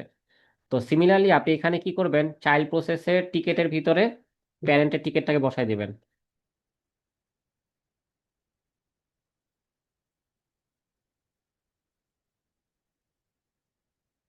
বুঝতে পারছেন? এরকম একটা লাইন দিতে হবে। চাইল্ড প্রসেসের অরিজিনাল টিকেটের এখানে হচ্ছে প্যারেন্ট প্রসেসে যে কয়টা টিকেট ছিল অরিজিনালি সেটা বসায় দিবেন। ক্লিয়ার হয়েছে? জি স্যার।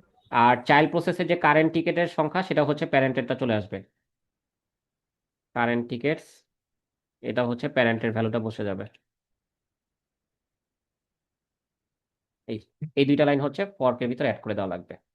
এই হচ্ছে আপনাদের কাজ।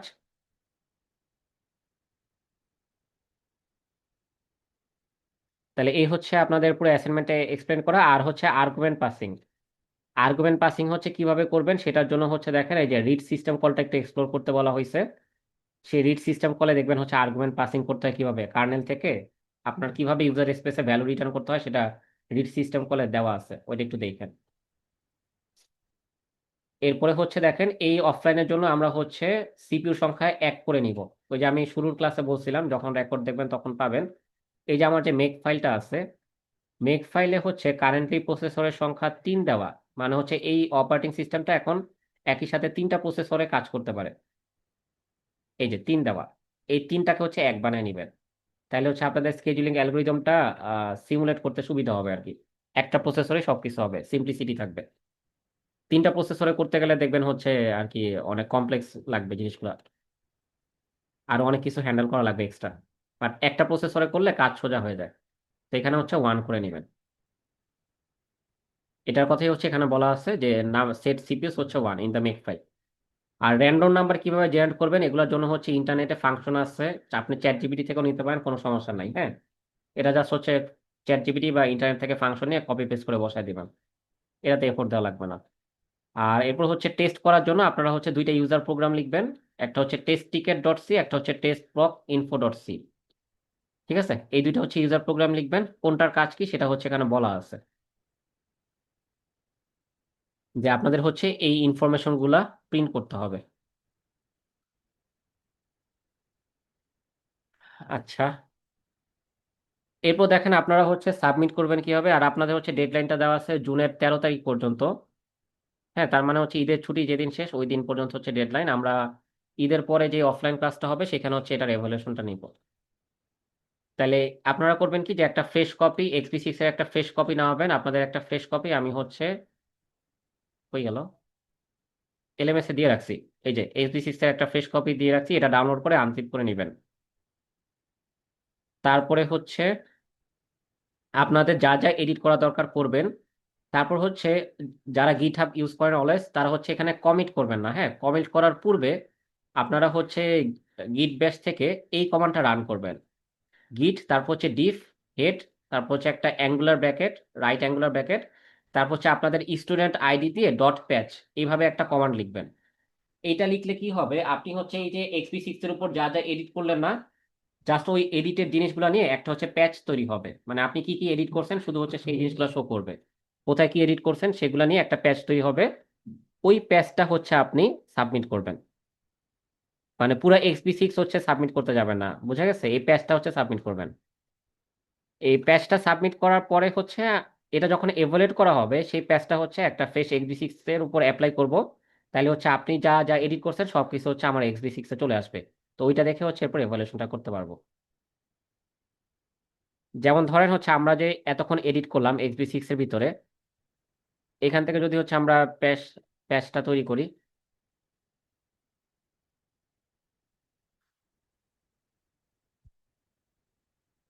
তাহলে দেখেন কমান্ডটা কি, যে গিট তারপর হচ্ছে ডিফ, মানে আপনার হচ্ছে কি কি ডিফারেন্স আছে আগের বারে যা যা ছিল আর এখন আপনি যা যা অ্যাড করছেন তার মাঝে যা যা ডিফারেন্স হয়েছে সেগুলোকে নিবে। তারপর হচ্ছে হেড, রাইট অ্যাঙ্গুলার ব্র্যাকেট, তারপর হচ্ছে আপনাদের স্টুডেন্ট আইডি, ধরেন হচ্ছে আমার স্টুডেন্ট লাইফ স্টুডেন্ট আইডি ছিল এটা, ডট প্যাচ।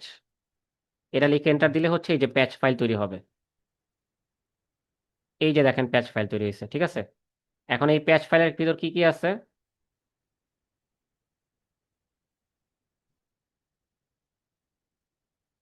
এটা ব্ল্যাঙ্ক কেন? আচ্ছা, আমি তো ফ্রেশ কপির উপর অ্যাপ্লাই করছি। আচ্ছা, এই প্যাচ ফাইলের উপরে হচ্ছে কি কি আছে আমি একটু দেখাই। প্যাচ ফাইল হচ্ছে দেখতে কিরকম হয় আমি একটু দেখাই।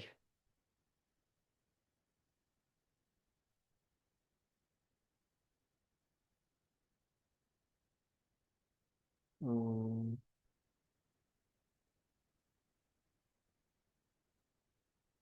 এই যে প্যাচ ফাইলগুলো হচ্ছে দেখতে এরকম হয়। আপনি হচ্ছে কোন কোন জায়গায় এডিট করছেন সেগুলো হচ্ছে এরকম গ্রিন মার্ক করা থাকে। তাহলে হচ্ছে তখন আর কি আমি এক নজর দেখেই বুঝবো আসলে আপনি কি কি কাজ করছেন। বুঝতে পারছেন? এরকম করে শো করে প্যাচ ফাইলগুলা। ক্লিয়ার হয়েছে? আচ্ছা, এখানে মনে হয় গিট অ্যাড অ্যাড করে নেওয়া লাগবে। হ্যাঁ, ওই যে গিট অ্যাড কমান্ডটা ইউজ করার পরে হচ্ছে এরপরে কমিট না করে হচ্ছে জাস্ট প্যাচটা করা লাগবে। আমরা হচ্ছে গিট অ্যাড করে নিয়ে নেই দেখে এরকম হয়েছে।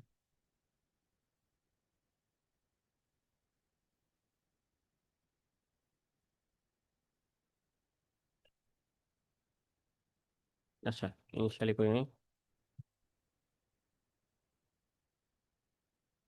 এই যে ফার্স্ট হচ্ছে অ্যাড করলাম।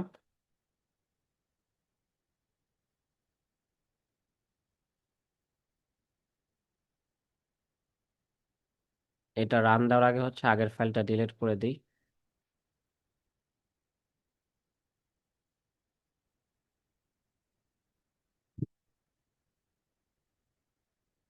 Head unknown division or path, এটা ওয়ার্কিং এর করে পাথ।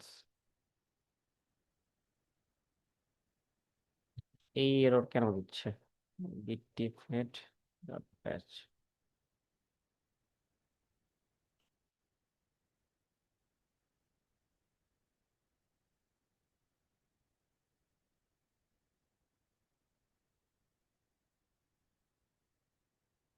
আচ্ছা, আমি দেখবো না এই প্যাচ কমান্ডটার কি সমস্যা হয়েছে। আমি একটু দেখে আপনাদের কারেক্টটা আপডেট করে দিব না, বাট হচ্ছে আমার যতটুকু জানি এভাবেই করতে হয়। আমি এটা চেক করে দেখবো না কি সমস্যা হয়েছে। করে হচ্ছে এই কমান্ডটা যদি চেঞ্জ করা লাগে আমি তাহলে হচ্ছে আপডেট করে দিব, বাট আপনারা অ্যাসাইনমেন্টটা করতে থাকেন। অ্যাসাইনমেন্ট নিয়ে আর কোনো কোশ্চেন আছে? আর আপনাদের অ্যাসাইনমেন্টে দেখেন মার্কস ডিস্ট্রিবিউশনটা কি। আর ওই যে কোনো জায়গা থেকে কপি করা যাবে না। একদম যদি ধরেন কারো যদি হুবহু কপি হয়, মানে দুইজনের হচ্ছে পুরা 100% মিল, তাহলে হচ্ছে সেই ক্ষেত্রে আপনার মার্কসও হচ্ছে নেগেটিভ দিকে 100% হয়ে যাবে। মার্কস ডিস্ট্রিবিউশনটা দেখেন, দুইটা সিস্টেম কল ইমপ্লিমেন্ট করতে হবে, সেখানে 4 মার্কস। আর্গুমেন্ট পাসিং করা লাগবে কার্নেল থেকে ইউজারে, সেটার জন্য 4 মার্কস। লটারি স্কেজুলিং অ্যালগোরিদমটা ইমপ্লিমেন্ট করবেন, সেটার জন্য 4 মার্ক। আর হচ্ছে ইউজার প্রোগ্রামগুলো লিখবেন টেস্ট করার জন্য, সেটার জন্য 4 মার্ক। এই হচ্ছে আপনাদের 16 মার্কস। আর যেহেতু এখন হচ্ছে ইন্টারনেট, চ্যাট জিপিটি, ডিপসিক, এই হাবিজাবি মিলে হচ্ছে এগুলার হেল্প নিয়ে হচ্ছে আপনারা একদম কপি পেস্ট করে বসান। তো জিনিসগুলো বুঝে করতেছেন নাকি না বুঝে, ওইটার জন্য হচ্ছে একটা ভাইবা নেওয়া হবে, সেখানে হচ্ছে 4 মার্কস থাকবে। এই হচ্ছে আপনাদের 20 মার্কস। তাহলে দেখেন আপনাদের আর কোনো কোশ্চেন আছে কিনা অ্যাসাইনমেন্ট নিয়ে। স্যার, আমরা কি আবার ওই যে ওই অনলাইন থেকে কি ওই এক্সবিসিসটা নামাবো আর আপনারটাও নামাবো? মানে ফ্রেশ কপিটা নামাবো আবার ওই যে ওই হ্যাঁ, এখান এমআইটির থেকেই যেটা? নামেন। হ্যাঁ, আমি আপনাকে দিয়ে দিচ্ছি, এখান থেকে নামিয়ে নেন। না স্যার, আবার যদি যে ডিফারেন্স বা কম্পারিজন করা লাগে তাহলে কিছু যে এমআইটির যে ওয়েবসাইটের যেটা ওটাও নামাবো? না না, ওইটা কেন নামাবেন? মানে কি কম্প্যারিজন করা লাগবে আমি বুঝি নাই। ওই স্যার গিট ডিফের কাজের জন্য আর কি। না না, গিট ডিফের কাজ তো হচ্ছে ধরেন আপনি এটা একবার ডাউনলোড করলেন। হ্যাঁ, ডাউনলোড করে সেখানে হচ্ছে আপনি গিট ইনিশিয়ালাইজ করে রাখলেন। আমি মনে হয় শুরুতে গিট ইনিশিয়ালাইজ করি না, এর জন্য ঝামেলা করতেছে। ডাউনলোড করে গিট ইনিশিয়ালাইজ করে রাখলেন, তাহলে এখন গিট হাব কি করবে, যে সরি গিট সফটওয়্যারটা কি করবে, আপনি যা যা এডিট করতেছে সেটা একটা ট্র্যাক রাখবে, তাই না? তারপর আপনি যখন হচ্ছে গিট অ্যাড কমান্ডটা দিবেন তখন হচ্ছে ওই জিনিসগুলো অ্যাড করে দিবে। কিন্তু হচ্ছে আপনি এখনো কমিট করেন নাই। কমিট করলে তো জিনিসটার সাথে পুরোপুরি অ্যাড হয়ে গেল, মানে দুইটা হচ্ছে মিশাই দিল একদম। আর আপনি কমিট করার আগে হচ্ছে এই কমান্ডটা রান করবেন, এই যে গিট ডিফ। এটা এটা রান করলে আপনার কি হবে, যে আপনার পূর্বে যে অবস্থায় ছিল আর বর্তমানে আপনি যা এডিট করছেন, তাহলে কোন কোন জিনিস এডিট করছেন সেটা হচ্ছে ডিফ কমান্ডে ধরা পড়বে। সেটাকে হচ্ছে এই প্যাচ ফাইলের ভিতরে রাখবে। ক্লিয়ার হয়েছে? ওকে স্যার, বুঝছি। জি আর স্যার। এই কমান্ডটা কেন কাজ করে না আমি একটু রিচেক করে আমি জানাই দিব যে কি ঝামেলা হয়েছিল। বাট এইভাবেই কাজ করে, আমরা তো স্টুডেন্ট লাইফে এভাবেই করছি, এভাবেই হওয়ার কথা। আমি একটু রিচেক করে জানাই দিব না। স্যার, ঈদের আগে তো এটাই আমাদের আজকে লাস্ট হ্যাঁ, ক্লাস, আজকে তাহলে লাস্ট ক্লাস। হ্যাঁ, আমাদের অ্যাসাইনমেন্টটা তো সম্ভবত ঈদের পরে অফলাইন ক্লাসে প্রথম এভালুয়েশন দিন। হবে। হ্যাঁ, প্রথম দিন হ্যাঁ, হচ্ছে এভালুয়েশন হবে। আর নেসেসারি সবকিছু হচ্ছে দেখাই দিলাম। জিনিসগুলো একটু দেখেন, একটু এক্সপ্লোর করেন, তারপরে হচ্ছে এটা করেন। এবং হচ্ছে এটাকে একটু সিরিয়াসলি নেন, মানে হচ্ছে ধরেন হচ্ছে এই জিনিসটা আপনাদের সিভি তো অ্যাড করতে পারবেন যে আপনারা XP6 নিয়ে কাজ করছেন। তাহলে হচ্ছে এই জিনিসটা আপনাদের সিভিটাকে একটু স্ট্রং করবে যে আপনারা স্টুডেন্ট লাইফে থাকা অবস্থায় একটা এক্সিস্টিং কোড বেস হচ্ছে এক্সপ্লোর করে বা স্টাডি করে সেখানে ফিচার ইমপ্লিমেন্ট করছেন, আপনাদের একটা এক্সপিরিয়েন্স আছে, সেটা আপনাদের সিভির জন্য ভালো হবে। ঠিক আছে। আপনাদের এই ক্লাস নেওয়ার আগে হচ্ছে আমি 2 দিন এটা নিয়ে বসা লাগছে আমার।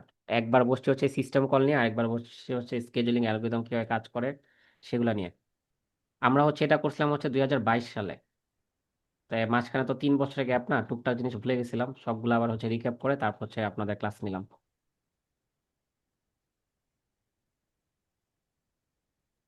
ঠিক আছে। আর কোনো কোশ্চেন আছে আপনাদের? আসসালামু আলাইকুম স্যার। হ্যাঁ, যে স্যার বলছিলেন যে ক্লাস শেষে থাকার জন্য একটা মেইল করছিলাম যে স্যার, ওই যে যে আপনার অ্যাসাইনমেন্টের। এভালুয়েশন বাকি মনে হয়, তাই তো? জি জি স্যার। হ্যাঁ, আচ্ছা। আপনি থাকেন আর বাকিরা লিভ নিতে পারেন, আর কোনো কোশ্চেন না থাকলে আমি রেকর্ডিং অফ করে দিই। ঠিক আছে, আসসালামু আলাইকুম। আচ্ছা, ওয়ালাইকুম আসসালাম।